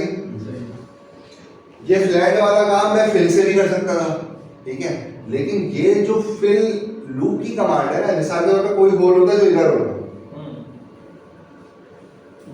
सबको इसी लूप से फिल करेंगे। हाँ, तो उस क्लोज लूप का आप फिल कर सकते हैं। अब ये जो इसने फीचर रखा है ना, ये पार्ट मॉडल में नहीं है। बात समझ आ रही है? अच्छा असेंबली में हमने ये कैसे किया था, असेंबली में जब हम स्प्लिटिंग कर रहे थे तो हमने कैसे किया था, लाइन से कॉन्ट्रीब्यूट से प्रोजेक्ट से प्रोजेक्ट करके फिट किया। मैं जब सरफेस कॉपी कर रहा था ना, तो वहां पे मैंने एक्सक्लूड सरफेस का ऑप्शन यूज किया था और मैंने कहा था ये होल हटा हुआ है। जब कॉपी कर रहा था सरफेसेस तो एक्सक्लूड सरफेस के ऑप्शन में आके मैंने होल की बाउंड्री सेलेक्ट की थी, तो वो वहां से होल हट गया था। और दूसरे वाले केस के अंदर फिर मैंने सिर्फ इसकी वॉल तक ले ली थी और बाद में मैंने एक कर्व सेलेक्ट करके डेटम लगाया था और उस डेटम की मदद से मैंने फिल की कमांड यूज करके, क्योंकि ये प्लानर पे भी एक ही हाइट थी, तो मैंने उसको फिल की कमांड से मैच कर दिया, ठीक है। तो यहाँ पर क्या है, अच्छा अब इसके अंदर आप बेसिकली क्या है, डिफरेंट होल्स ऐड कर सकते हैं। एक ही कमांड के अंदर आप मल्टीपल होल कर, अच्छा जब आप मल्टीपल होल सिलेक्ट करेंगे तो सबसे पहले आपने क्या करना होगा, एक एज सेलेक्ट करेंगे, दूसरा इससे कनेक्टेड एज सेलेक्ट करने के लिए शिफ्ट की दबाएंगे, फिर एक अलग होल है उसका जब एज सेलेक्ट करेंगे तो फिर शिफ्ट की से उसका कनेक्टेड कर्व सेलेक्ट करेगा, ठीक है। थोड़ी सी सिलेक्शन में यहाँ पे थोड़ी सी चेंजिंग है, तो आपने एक ही उसके अंदर आप मल्टीपल यहाँ पे ऐड कर सकते हैं, ठीक है। अच्छा यहाँ पे मैंने अभी सरफेस पैच लगा दिया। अच्छा इसमें एक चीज क्या हुई है कि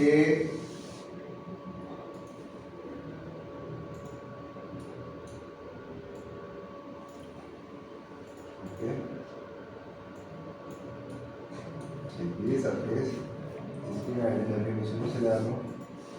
अच्छा इसमें जो मैंने प्रोजेक्ट किया था वो बेसिकली ओके नहीं हुआ, मैं उसको दोबारा सेलेक्ट कर लेता हूँ।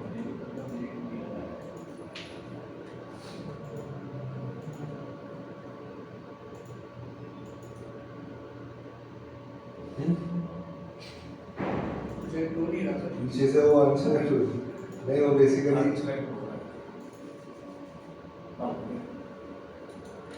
ठीक है। अच्छा अगर ये वाला केस है, अगर मिसाल के तौर पर मैं कहता कि जनाब एडिट डेफिनेशन में जाता और एडिट में दोबारा स्टेप में चले जाता और मैं कहता कि यार मैं इसकी सिलेक्शन नहीं कर रहा, क्योंकि बाद बाउंड्री की सिलेक्शन आपको क्या करेगी, टाइम वेस्टिंग होगी। मैं बस ये कर देता हूँ, तो मैं क्या करूँगा कि राइट क्लिक करके रीडिफाइन में जाऊँगा और इस सरफेस को ट्रिम आउट करूँगा। किससे? इस बाउंड्री के साथ।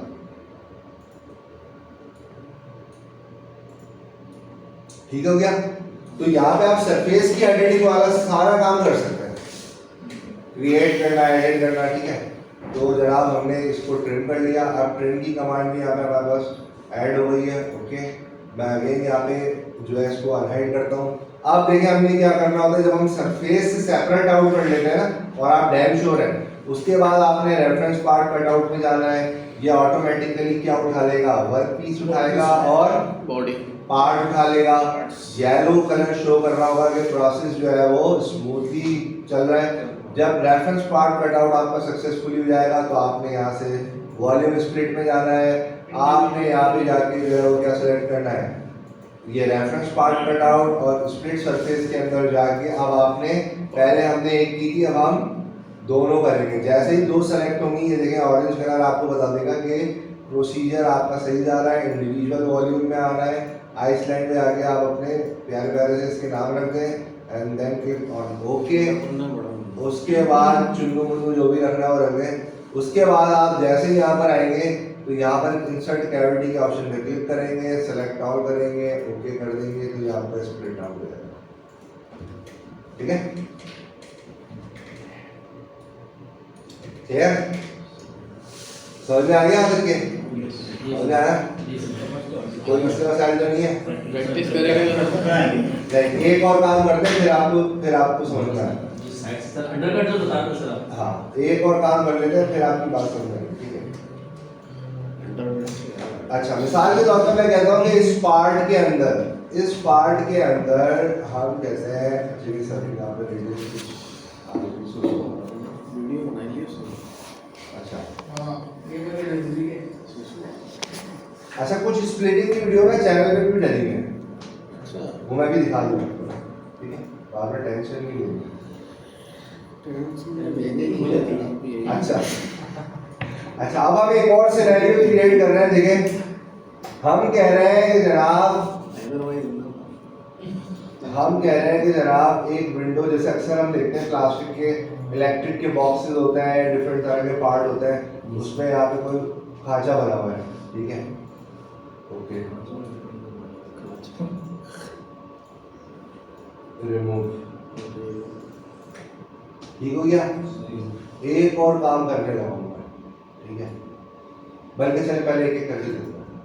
अब सिनेरियो समझ में आ रहा है? जी सर। अच्छा, इसी तरीके से ना मैंने कुछ वीडियो डाली थी, तो मैं भी भूल भाल से बना दिया। अब तो याद भी नहीं कि वो पुरानी, और काफ़ी वर्ष से मैं वीडियो अपलोड नहीं कर रहा। इसको मैंने अपडेट कर दिया, ये आ गया। मोल्ड कैविटी में मैंने इसको अपडेट किया, बात समझ आ गई?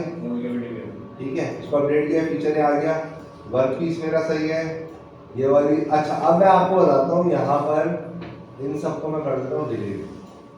ठीक है, क्योंकि ये अब कॉन्फ्लिक्ट आएगा, तो इन सबको कर देता हूँ डिलीट। और अब मैं आपको यहाँ पर एक चीज़ बताता हूँ।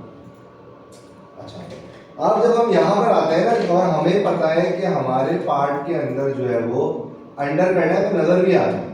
ठीक है, तो हम बेसिकली क्या करते हैं, यहाँ पर एक ऑप्शन है हमारे पास,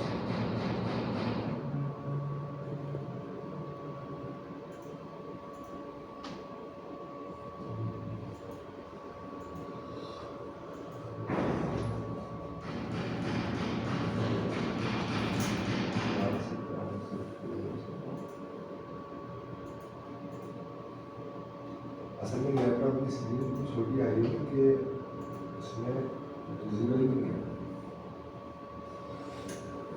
वो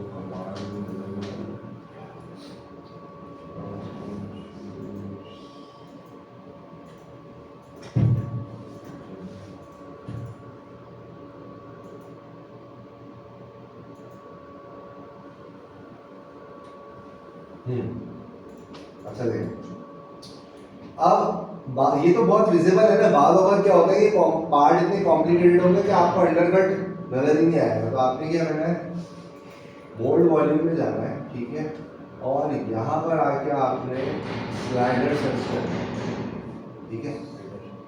उसके ठीक है, स्लाइडर यानी अंडरकट अगर कोई है, इस डायरेक्शन के अलावा कोई ओपनिंग होल बन रहा है, यानी इस होल के अलावा कोई साइड एक्शन बन रहा है, तो आपको पता होना चाहिए। और आपने क्या करना है, मिसाल के तौर पे ये कह रहा है कि use default full direction, body इसने ऑटोमेटिकली पिक कर लिया है, कैलकुलेट अंडरकट बाउंड्री, ठीक है। तो ये कह रहा है कि जनाब एक अंडरकट आपके पास ये बन रहा है, एक ये बन रहा है, एक ये बन रहा है, एक ये बन रहा है, ठीक है। ये सारे सर 2 है ना, 4 कैसे हो गए? वो एजिस बता रहा अच्छा, है, एजिस पकड़ रहा है वो। एजिस बता रहा है आपको। मिसाल के तौर पे हम कहते हैं कि जनाब ये वाला अंडरकट है, ठीक है, और मैं इसको करता हूँ इंक्लूड, ठीक है, और इसको मैं सेलेक्ट करता हूँ, और यहाँ पे क्या कह रहा है, मैश बाउंड्री सरफेस। अच्छा, अगर हम इसको यहाँ सेलेक्ट कर रहे हैं, यहाँ पर अगर हम क्लिक कर रहे हैं,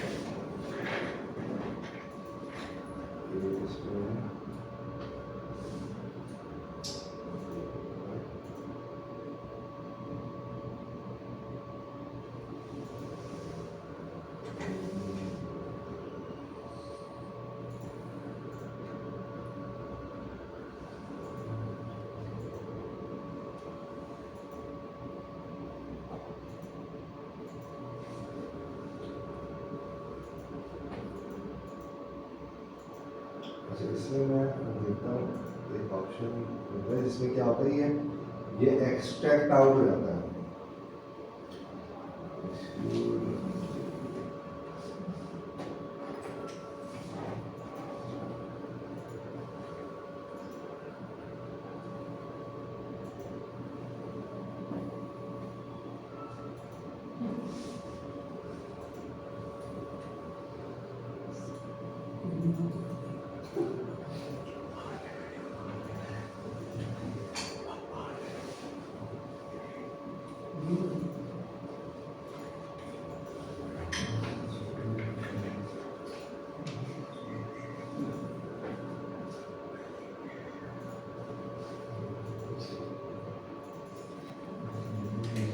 कंप्लीटली आइडेंटिफाई हो रहा है, लेट्स सपोज, ठीक है ना।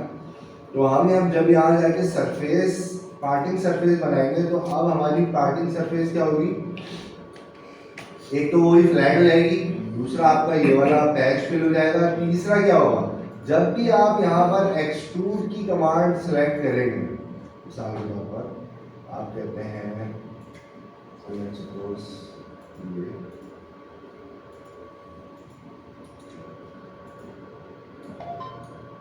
तो यहाँ पे ये क्या करेगा, जब एक्सट्रूड करेगा, मिसाल के तौर पे हम इसको कहते हैं कि जनाब इस सरफेस तक आ जाओ, और ओके, ठीक है।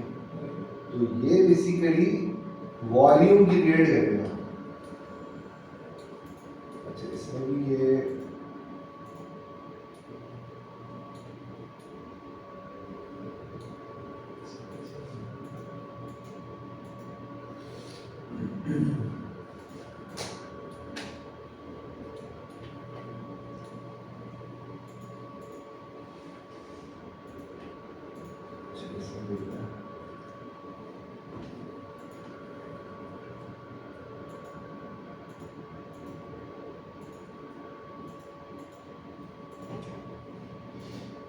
अच्छा,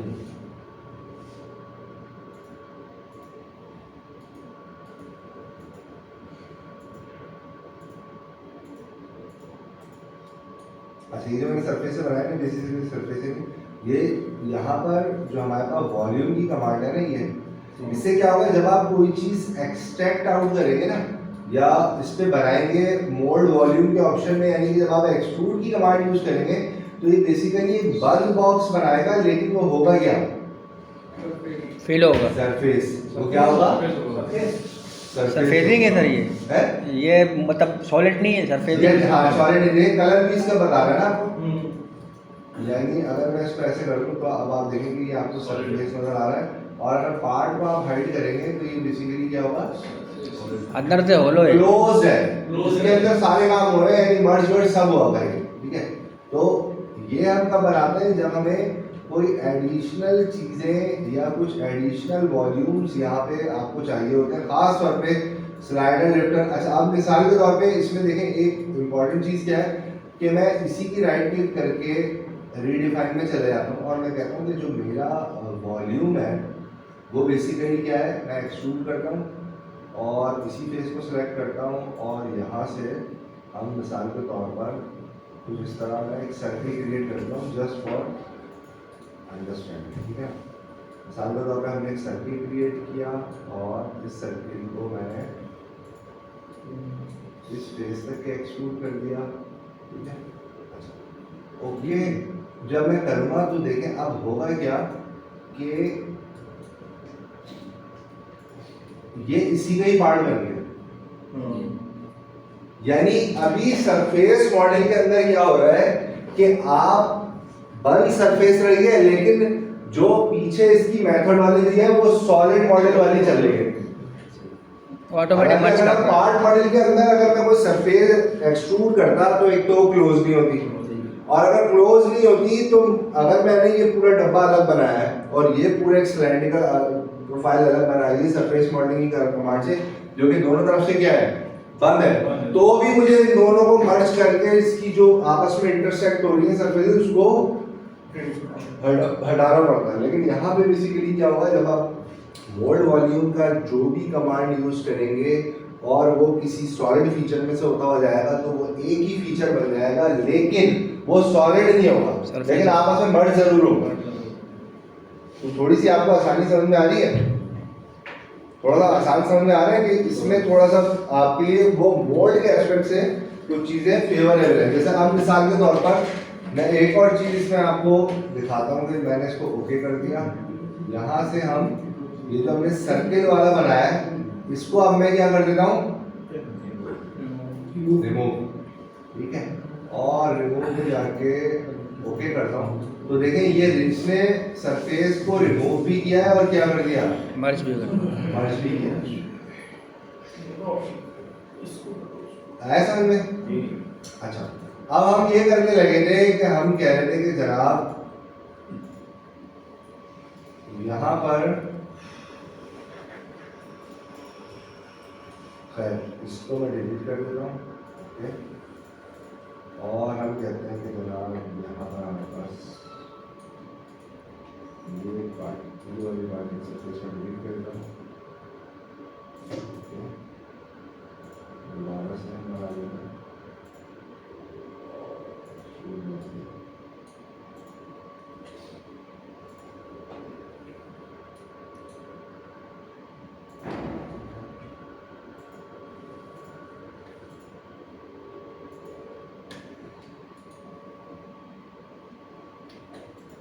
अच्छा, अब हम ये कह रहे हैं कि अब मैं आपको एक टेक्निकल चीज़ बताता हूँ कि जब भी आप स्लाइडर बनाएंगे वो कभी भी इस खिड़की जितना नहीं होगा, वो हमेशा बड़ा होगा। ठीक है, अच्छा हम कहते हैं कि जनाब हमने इसको एक्सट्रूड किया और एक्सट्रूड करके हम इसको यहाँ तक लिया है। ठीक है, और अगेन हम थोड़ी देर के लिए इसको हाइड कर देते हैं और हम कहते हैं कि जनाब अगेन मैंने एक्सट्रूड की कमांड ली, इसको सेलेक्ट किया और यहाँ से जाके मिसाल के तौर पर मैंने एजिस कॉपी कर लिया, ओके। क्योंकि ये स्ट्रेट है तो मैं इसको इस फेस तक ले आया, ओके। तो अगर हम पार्ट को हाइड करेंगे तो ये हमारा एक्चुअल ब्लॉक है, ठीक है, ठीक हो गया। तो अच्छा, अब आपने क्या कर रहे हैं, मैंने इसको यहाँ से ओके कर दिया। थोड़ी देर के लिए मैं कहता हूँ कि जनाब मैं पार्ट मॉडल में जाता हूँ और मैं इसको कर देता हूँ वन साइड विंडो करता हूँ। देख लेते हैं कौन सी वाली साइड इसमें होगी, ठीक है। तो यहाँ से जाके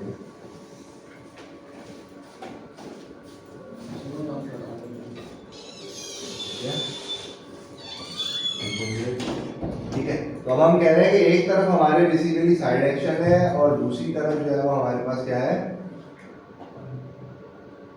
एक होल ये है। और अगर मैं वॉल्यूम स्प्लिट आउट करूं तो अब क्या हम यहाँ पे फिल में जाके पार्टिंग सरफेस में जाके फिल ग्रुप में मैं इसको सेलेक्ट करके बंद कर देता हूँ मिसाल के तौर पर, ठीक है, ओके।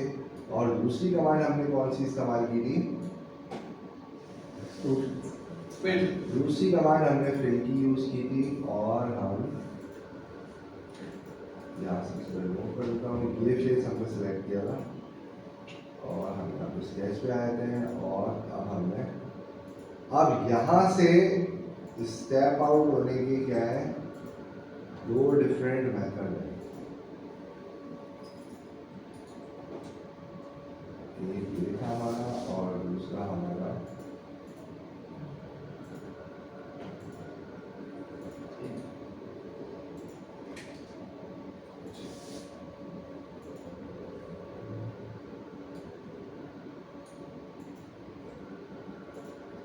ठीक है। यहाँ तक ही काम हो गया, ठीक है। अब करना क्या होता है कि हम जब भी रेफरेंस पार्ट कट आउट करवाते हैं तो इसने बेसिकली यहाँ से मैन्युफैक्चरिंग प्रोसेस ले लिया, पार्ट ले लिया, ओके, ठीक है।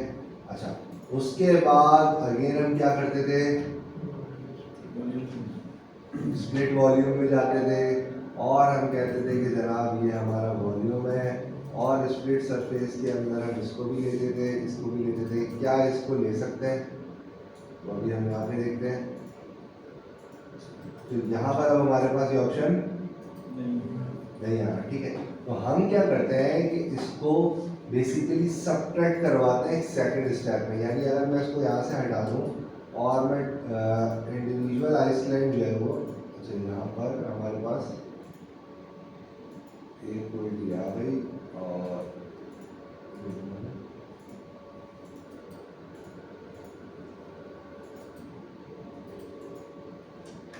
ठीक है। और अगर इसको भी ले लें तो अब यहाँ पे क्या कर रहा है, हमारी टारगेटेड आउटकम हमें नहीं देगा, चाहे हम इस ब्लॉक को सेलेक्ट करें या हम इस ब्लॉक को यहाँ से रिमूव कर लें। मिसाल के तौर पर इसको मैं कर देता हूँ रिमूव, तो भी क्या है ये हमें स्प्लिट आउट यहाँ से नहीं दे रहा। तो अब इस सिचुएशन में हम 2-3 केस अप्लाई करते हैं, ठीक है। तो पहले आप स्टार्ट से यहाँ तक की प्रैक्टिस कर लें, यहाँ तक आ जाए, इतना बस कर लें कि ये वॉल्यूम बना लें। पहले सिंपल पार्ट में स्प्लिट आउट करें, फिर होल के साथ स्प्लिट आउट करें, फिर एक वॉल्यूम बना के रुक जाए, ठीक है। फिर उसके बाद मैं बताता हूँ कि यहाँ से आप 2-3 तरीके से किस तरीके से इसको स्प्लिट आउट कर सकते हैं। एक जब इसको गो थ्रू कर लें ताकि मोल्ड कैविटी के अंदर, अच्छा ये है तो मोल्ड कैविटी का मॉड्यूल, लेकिन आप इसके अंदर जो फीचर्स है ना, जैसे आप एक्सट्रूड कर रहे हैं वो पूरा सरफेस बना हुआ आ रहा है कंप्लीट, उसको आप डिफरेंट पर्पस के लिए यूज कर सकते हैं। मैन्युफैक्चरिंग के अंदर आप जब पार्ट बना रहे हैं तो डिफरेंट पर्पस के लिए यूज कर सकते हैं आप उसको। इन सारे टूल्स को आपने ध्यान में रखना है। जैसे आप देखते हैं ना वो लेथ वाला जो है वो पता नहीं कौन कौन से काम जो है वो मिलिंग का काम भी लेट पे कर रहा है, गियर का काम भी लेट पे कर देगा, इसके भी कर देगा। तो जितने आपके पास टूल्स हैं उसकी यूटिलाइजेशन आपके ऊपर है कि आप कितने अच्छे तरीके से कौन सा काम कहाँ से निकाल लेते हैं। एक्चुअल तो वो स्प्लिटिंग के लिए, लेकिन ये आपने ध्यान में रखना है। अच्छा, हम ये बात कर रहे थे सबसे पहले कि जो एक सिलेक्शन में मुझे प्रॉब्लम आ रही थी, जब पार्ट के अंदर अंडर कट होता है तो हम उसको ऑटोमेटिकली एक्सट्रैक्ट आउट भी कर सकते हैं, ठीक है। वो कैसे करते हैं मैंने आपको बताया था कि मिसाल के तौर पर अभी हमारे पास ये पार्ट आया है और इस पार्ट में मैं क्या करता हूँ कि जनाब हम अच्छा, मोल्ड वॉल्यूम का मतलब है कि यहाँ इसके अंदर वो तमाम कमांड होंगी जिससे आप एक सरफेस बेस्ड वॉल्यूम बना सकते हैं, क्लोज्ड वॉल्यूम बना सकते हैं, सरफेस बेस्ड, ठीक है ना। तो मोल्ड वॉल्यूम में जाके हम क्या करते हैं, स्लाइडर कैसे एक्सट्रैक्ट आउट करते हैं। बाद बात यह देखना होता है कि हमें पार्ट में कहाँ का स्लाइडर है इस फुल डायरेक्शन के अकॉर्डिंग। तो यहाँ पे हम जाते हैं यूज डिफॉल्टिंग रहने दें। जब आप कैलकुलेट बाउंड्रीज करते हैं तो पार्ट के अंदर जितने भी अंडरकट्स होंगे ना वो आपको विजिबल लगेंगे यहाँ पे, ठीक है। जब आप इसको सेलेक्ट करेंगे तो ओवरऑल आपको यहाँ पे नजर आ रहा है। अब साइड में कहीं पे भी कोई ओपन विंडो होगी ना वो हाईलाइट होगी, यहाँ पे आपको शो हुई होगी। समझ आ गया पहली चीज। अच्छा, अब हम इसको एक्सट्रैक्ट आउट कैसे करते हैं कि इस डायरेक्शन से हमें पता है कि ये बेसिकली एक्सट्रैक्ट आउट होगा। तो मैं गलती ये कर रहा था कि मैं बेसिकली सिंगल सरफेस सेलेक्ट कर रहा था। इस ओपनिंग एंड से रिलेटेड ये जो दोनों है, ये जो दोनों बाउंड्रीज बन गई, इसको हम करते हैं इंक्लूड। इंक्लूड करने के बाद हम इन दोनों को सेलेक्ट करके प्रोजेक्ट करते हैं और फिर हम यहाँ से, अच्छा इसमें ये गलती मैं भी कर रहा हूँ, यहाँ से इसको मैश कर देते हैं, ठीक है। मैश करने के बाद हमने यहाँ से इसको सेलेक्ट करके यहाँ पे दिखाना होता है और ये देखेंगे यहाँ पर ये आपको बना हुआ नजर आएगा एक्सट्रैक्ट आउट। दोबारा से मैं रिपीट करता हूँ प्रोसीजर। सर एक्सट्रूड में के जरिए किया था और इसके काम एक ही हो रहा है। हाँ, लेकिन इससे जल्दी और आसान है थोड़ा। इसमें मतलब अब इसमें सबसे बड़ा फायदा ये है कि आपको एक्सट्रूड से करेंगे तो आपको मैनुअली देखना पड़ेगा कहाँ इंटरनेट बन। इसमें क्या है, ऑटोमेटिकली आपको बता देगा। यहाँ सबसे पहले अच्छी जो चीज़ है वो ये बता देता है आपको यहाँ पर कि आपके पास अंडरकट आ रहा है पार्ट के अंदर। अब पहले से आप इसको यहाँ से क्लोज करके उसको एक्सट्रूड से बनवा, लेकिन एक विंडो है ना, एक विंडो के दो को सेलेक्ट करेंगे। इनके से अगर दूसरी साइड पे विंडो है तो उसको अलग करना पड़ेगा, वो अलग होगी, ठीक है। जैसे स्लाइडर में मैं गया, यहाँ से मैंने कैलकुलेट किया, इन दोनों को हमने सेलेक्ट किया, इंक्लूड किया, इन दोनों को शिफ्ट की दबा के सेलेक्ट किया, यहाँ से हमने इसको सरफेस अप्लाई की, प्रोजेक्शन डायरेक्शन इसकी यही बन रही है, ठीक है। और यहाँ से आप व्यू करके इसको देख सकते हैं, तो ये आपको एक्सट्रैक्ट आउट होता हुआ नजर आएगा। क्लियर हो गया? इसको आपने ध्यान में रखना है इस स्टेप को ना। अच्छा, अब हमने ये किया था कि हमने जनाब क्या किया, यहाँ पर आके यहाँ तक का काम कर दिया हमने, ठीक है। जो भी फेसेस थे, ओपनिंग पैच वो लगा लिए, पार्टिंग सरफेस क्रिएट कर दी, जो ब्लॉक एक्सट्रैक्ट हो रहा है उसको हमने बना लिया, ठीक है। एक्सट्रूड करके जो भी है। अब देखें इसके ना स्प्लिट कर दिया। अब ये स्प्लिट दो स्टेप में होगा। पहला स्टेप क्या है कि हम वॉल्यूम स्प्लिट में जाएंगे। हम यहाँ से क्या सेलेक्ट करेंगे, ये वॉल्यूम, ठीक है। और पार्टिंग सरफेस में जाके अगर मैं इसको सेलेक्ट कर देता हूँ, लेट्स सपोज मैंने अभी क्या किया है, वॉल्यूम स्लाइडर सेलेक्ट किया है। क्या सेलेक्ट किया है, ठीक है। तो अब लॉजिकली होगा क्या कि जब मैं इसको यहाँ से मिसाल के तौर पर, अच्छा हमने वो रेफरेंस पार्ट कट आउट नहीं कराया, रेफरेंस पार्ट कट आउट, ठीक है। ये ऑटोमेटिकली उठा लिया इसने, बॉडी उठा ली, ठीक है, पार्ट्स उठा लिए, यानी ये दो चीजें इसने उठा ली। जब हमने रेफरेंस पार्ट कट आउट कर दिया तो हम कहाँ जाएंगे, वॉल्यूम स्प्लिट के अंदर, यहाँ पे जाके रेफरेंस पार्ट कट आउट ले लिया। अब हम ये कह रहे हैं कि ये पूरी बाउंड्री बन गई है, ये पूरी बाउंड्री बन गई है। इस बाउंड्री के अंदर पहले हम क्या कर रहे थे, सरफेस और ये बैक सेलेक्ट कर देते थे, ये दो हिस्सों में कर देते थे, ऐसे ही था। अब हम क्या कर रहे हैं, इस पूरी बाउंड्री के अंदर से, यानी जो कोर और कैविटी निकालेंगे, दो स्टेप में निकालेंगे। पहले स्टेप में हम कहते हैं पूरी बाउंड्री है, इस बाउंड्री में से ये जो पॉकेट है सब्ट्रैक्ट कर दो इस तरीके से, ठीक है। तो पहले हम स्प्लिटिंग में जाके क्या करते थे, सरफेस और जो पैच होता था वो लेते थे, लेकिन अब हमारे पार्ट में स्लाइडर है तो हमने स्लाइडर ले लिया, ठीक है। यहाँ पर हमारे पास जो भी वॉल्यूम्स आ रहे हैं, वॉल्यूम 1, वॉल्यूम 2, ठीक है, सॉरी इंडिविजुअल, इसमें आइसलैंड 1, आइसलैंड 2 हमने इसको ओके कर दिया, ठीक है। अब यहाँ पर आके हमारे पास बेसिकली कह रहे हैं कि एक ये पूरा वॉल्यूम है और एक ये छोटा पार्ट है, बात समझ आ रही। अब हम क्या करेंगे, दोबारा से हम स्प्लिट वॉल्यूम करेंगे।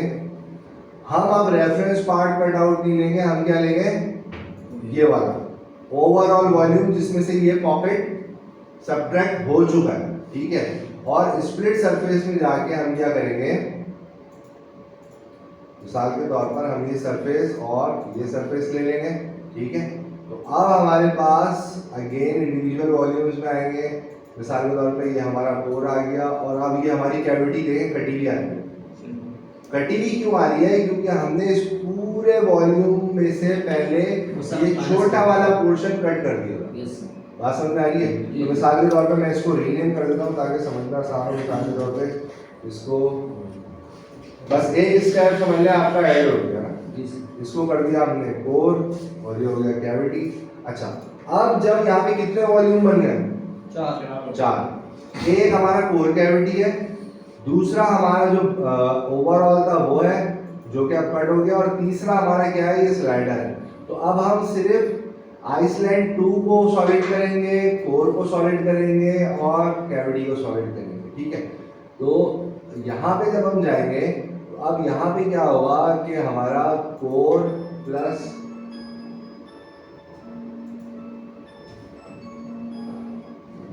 ग्रेविटी प्लस आइसलैंड 2, यानी ये जगह, इसको हमने यहाँ से ओके कर दिया, ठीक है।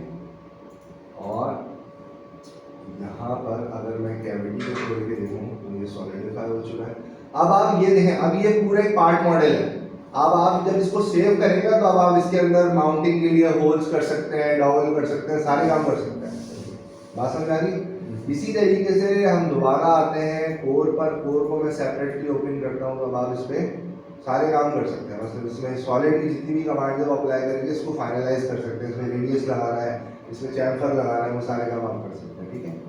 और इसी तरीके से फाइनल जो हमारा आइसलैंड था, ये हमारा स्लाइडर एक्सट्रैक्ट आउट हो गया। इसमें आप मजीद फीचर्स ऐड कर सकते हैं, ठीक है। दोबारा से स्टेप रिवाइज करवा दूँ। यहाँ तक हमने काम कर लिया था। हमने कहा कि नॉर्मल स्प्लिटिंग के लिए हम क्या करते हैं कि हम पहले रेफरेंस पार्ट लेते हैं। रेफरेंस पार्ट के अंदर पार्ट और ये ग्रीन वाला वर्कपीस ऑटोमेटिकली ऐड हो जाता है। और अगर स्लाइडर नहीं है तो डायरेक्ट हम यहाँ पे जाते हैं स्प्लिट वॉल्यूम के अंदर और हम रेफरेंस पार्ट कट आउट यहाँ पे ऐड करते हैं और जो भी सरफेसेस है वो ऐड कर लेते हैं। लेकिन चूंकि यहाँ पे स्लाइडर है तो हम स्प्लिटिंग सरफेस में पहले स्लाइडर की बॉडी को सेलेक्ट करेंगे और इंडिविजुअल वॉल्यूम पे जाके हम कह सकते हैं ये एक अलग बॉडी है और ये, तो आप इसको स्लाइडर का नाम देते हैं मिसाल के तौर पे, ये स्लाइडर, ठीक है। और आपने कर दिया ओके। अब ये हमारा मेन वॉल्यूम है जिसके अंदर से ये पार्ट हमारा हाइड हो गया, ठीक है। ये वाला पार्ट हमारे पास हाइड है। अच्छा, अब हम क्या करते हैं? दोबारा से स्प्लिटिंग करते हैं। स्प्लिटिंग के अंदर मोल्ड वॉल्यूम में अब हम रेफरेंस पार्ट कट आउट नहीं लेंगे, हम ये वाला वॉल्यूम लेंगे और स्प्लिटिंग सरफेस के अंदर जाके हम इन सरफेसेस को कंट्रोल की करके सेलेक्ट कर लेंगे और इंडिविजुअल वॉल्यूम में जाके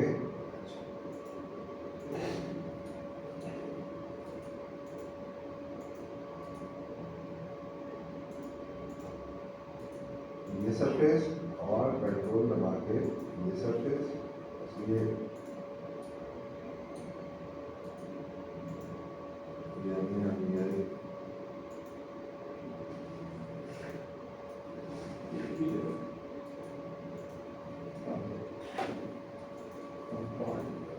ठीक है। तो ये हमारी कोर हो गई और ये हमारी कैविटी हो गई, ठीक है, ओके। और अब जब आप इसको सॉलिडिफाई करेंगे तो आपने अपनी मर्जी की चीज़ें सॉलिडिफाई कर लेनी है। मिसाल के तौर पे यहाँ से इसको पार्ट को भी सेलेक्ट कर सकते हैं यहाँ से जाके आप, ठीक है। और यहाँ से भी आप सिलेक्शन कर सकते हैं कि आप कंट्रोल की दबा के इसको सेलेक्ट कर लें और ओके, ठीक है। ये अब आपका सॉलिड पार्ट आ गया। सर ये जो स्लाइडर आपने बनाया है इसके जो एक्चुअल जवाबात होते हैं, नहीं एक्चुअल रेक्टेंगल है उसी के स्लाइडर अगर बनाए और इसमें जो पीछे की तरफ आपने बड़ा बनाया है इसकी क्या जरूरत है? लेकिन जब ये बंद होगा तो बेसिकली अगर आप, मैं आपको दिखाता हूँ ना, इसको मैं डेस्कटॉप पे ही कर देता हूँ सेव, ठीक है। अच्छा, आप देखिए मैं क्या कर रहा हूँ, मैं असेंबली पे जा रहा हूँ, मैं असेंबली कॉल करता हूँ, ठीक है। असेंबली में जाके मैंने क्या किया, कॉल करवाया, चलिए भाई और भी सही होगा।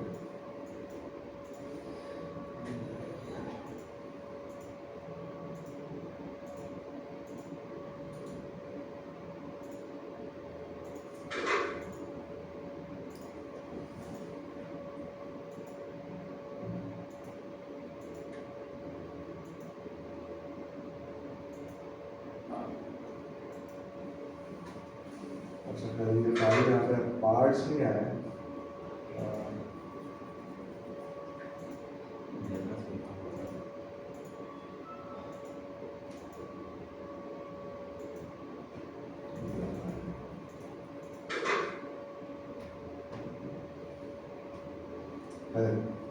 आपने ये करना है कि जब आप असेंबली पे आएंगे ना, मेरा असर वर्किंग डायरेक्टरी से जो तो पार्ट से नहीं हुआ।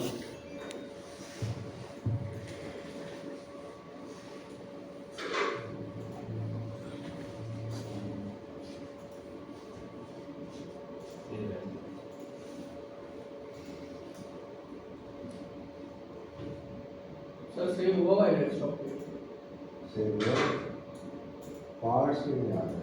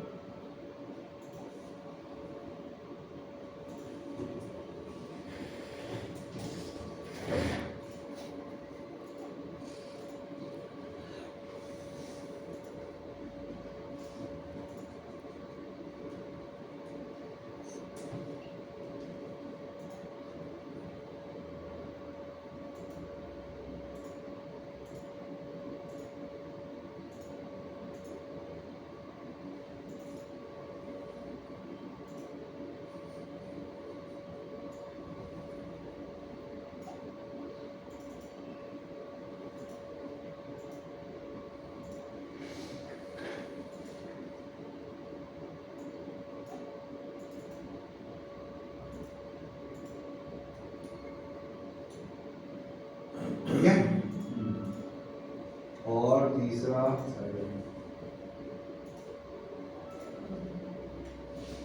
अच्छा अगर ये रिकॉर्ड नहीं होना ना तो फिर आप उसको कंस्ट्रेंट करके सेट कर दें। ठीक है, ओके।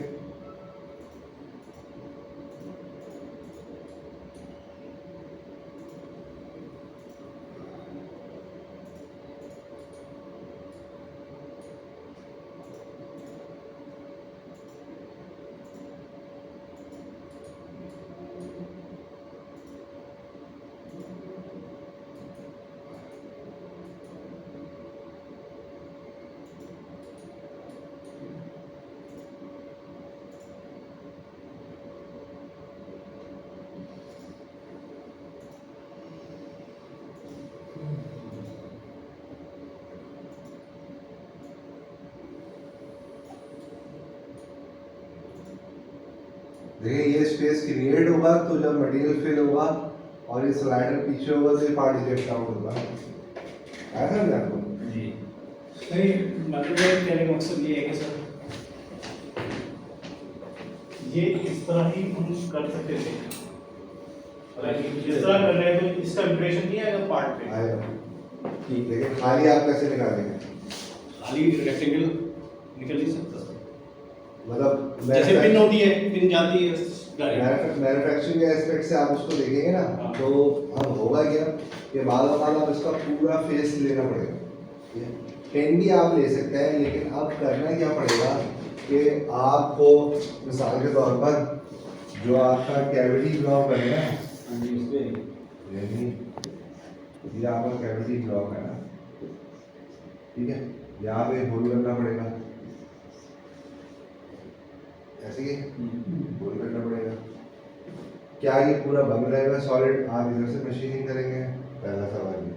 दूसरा सवाल ये भी हो सकता है कि आप इसको ऐसे करके काटें और इधर से पार्ट अलग से लगाएं और इसको वोल्टेज कर दें और ये पूरा एक क्लोज सेक्शन बन जाएगा, उसमें से फिर सेंटर टू सेंटर लगाएं।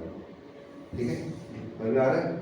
यानी वो एक पॉकेट बन गया ना ये, ठीक है, इसके अंदर से आ रहा है, या तो फिर सॉलिड है, ठीक है। लेकिन सॉलिड में क्या होगा कि जब आप इसको सॉलिड बनाएंगे ना, तो वियर एंड टियर होने की सूरत में क्या होगा, तो स्लाइडर कंटिन्यूस चलेगा। तो वियर एंड टियर होने की सूरत में आपके इस डिज़ाइन में इंटरचेंजेबिलिटी इतनी एफिशिएंट नहीं होगी।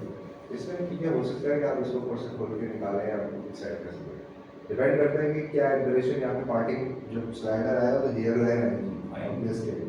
अब आप देखेंगे कि उसको रखना है नहीं रखना है, नहीं रखना है तो अब आपको क्या करना है, ये वाला ऑप्शन यूज़ करेंगे, ये वाला ऑप्शन यूज़ करेंगे, अदरवाइज कोई और ऑप्शन यूज़ करें जिससे आप उसको एलिमिनेट करें। अब उसमें एक इशू ये होगा कि अगर आप ये वाली विंडो बनाएंगे ना और बीच में से सिर्फ स्लाइडर की प्रोफाइल तक ही स्लाइडर घुसाएंगे, तो जब इंजेक्शन हो गया ना तो वहाँ पे आपका जो है ना वो फ्लैशेज आएंगे, ठीक है। वो डिफरेंट पर्पस है, फ्लैश ऐसे चाहिए, ऐसे चाहिए, कैसे चाहिए। बाद आप कहते हैं फ्लैश ऐसे आ जाए कोई मसला नहीं है, बाद फ्लैश इस फेस पे आ जाए कोई मसला नहीं। तो फिर तो आपने स्ट्रेटजी वही ध्यान में रखनी है। अब आप उसको किसी भी तरीके से बनाएं, छोटा सा निकाल लें या पूरा निकाल लें या पूरे फेस का एक स्लाइडर एक्सट्रैक्ट आउट कर लें, तो वो आपके ऊपर है, ठीक है। ज़्यादा बात समझ आई, ठीक है। तो अब हमने करना ये है, अच्छा अब सर आपने एक शुरू में बात बताई थी कि अगर साइड में अगर वो विंडो वगैरह है उसके लिए मतलब वर्क पीस ऊपर और नीचे से ही ओपन होगा या साइड से भी हो सकता है? ये साइड से भी होगा ना ओपन, पहले साइड से। अगर ये वाला अंडर कट नहीं था तो ये स्लाइडर और ये लोअर कैविटी खुलती, पार्ट इजेक्ट हो गया पिनों के जरिए, ठीक है ना। लेकिन अब साइड एक्शन आ गया तो अब क्या होगा, जब मोल्ड खुलेगा तो इसकी डिफरेंट पॉसिबिलिटीज होती है। बाद में क्या होता है, हम मैकेनिज्म ऐसा सेट करते हैं कि जैसे ही मोल्ड खुल रहा होता है स्लाइडर के पीछे जा रहा होगा, अच्छा, और स्लाइडर पूरी पोजीशन पर आ जाए। इसमें आप कैम पिन्स लगाते हैं जिससे आप इसकी वर्टिकल मूवमेंट को हॉरिजॉन्टल मूवमेंट में कन्वर्ट करते हैं, कैम पिन लगाते हैं, ठीक है ना। तो उससे क्या होता है कि ये पैरेलल में चल रहा होता है, बाद होता है इसमें कुछ डिले एक्शन होता है। आप कहते हैं मोल्ड जो है वो 50 mm खोले, उसके बाद स्लाइडर पीछे जाना शुरू, तो फिर एक मैकेनिज्म होता है ड्रॉबैक मैकेनिज्म, वो आप यूज़ करते हैं। तो डिफरेंट मैकेनिज्म है, तो जब ये खुलेगा और ये खुलेगा तो क्या होगा, आपका पार्ट अब निकलने के लिए रेडी हो जाएगा, ठीक है। लेकिन इसकी कमांड्स को आप मुख्तलिफ उसके लिए यूज़ कर सकते हो। अब यहाँ पे आपने देखा कितनी जल्दी काम हो गया, ठीक है। लेकिन आपको असेंबली में भी स्प्लिटिंग का मेथड पता होना चाहिए, ठीक है। हो सकता है आप मोल्ड नहीं कर रहे हो लेकिन किसी पार्ट से आप कुछ सरफेसेस कॉपी करके कोई इम्प्रेशन डाल रहे हैं, तो बजाय से कि आप नए वाले 2 पार्ट हैं, एक पार्ट में कोई इम्प्रेशन है वो आप चाह रहे हैं दूसरे में भी आ जाए, तो बजाय से कि दूसरे पार्ट में आप पूरा उसको कॉपी करें, असेंबली में ले जाएं, इस वाले पार्ट की वो पर्टिकुलर सरफेस करें और कॉपी करें इस पार्ट के अंदर और उससे उसको कट कर दें, तो इम्प्रेशन ऑटोमेटिकली आ जाएगा। तो डिफरेंट पर्पस के लिए आप इसकी यूज़ कर सकते हैं, ठीक है। एक दफ़ा इसको गो थ्रू कर लें, मेरे ख्याल से ये आज के लिए बहुत है। अच्छा, इसमें अब हम ये करते हैं, अब दोबारा आपके पास 3 दिन की छुट्टियाँ आ गई, मतलब छुट्टियाँ नहीं, आप ऑब्वियसली जॉब पे जाएंगे और सारी चीज़ें, तो शादीशुदा भी आप सब है भाई साहब। अब आपने क्या करना है, देखें हमने एयरबड्स वाला जिन्होंने काम नहीं किया वो पहले एयरबड्स बनाए, ठीक है। जिन्होंने एयरबड बना लिया उसके बाद वो हुक वाला काम। अच्छा, वो हुक वाले काम में अगर आपको लगे ना वो जो ऊपर वाला पार्ट जो मैंने सॉलिड रिवॉल्व किया है, वो अगर आपको लगे ना उसमें कुछ डायमेंशन मिसिंग है तो मैं एयरबड वाला हो जाएगा। उसके बाद कौन सा था, हुक वाला हो जाएगा, आयरन में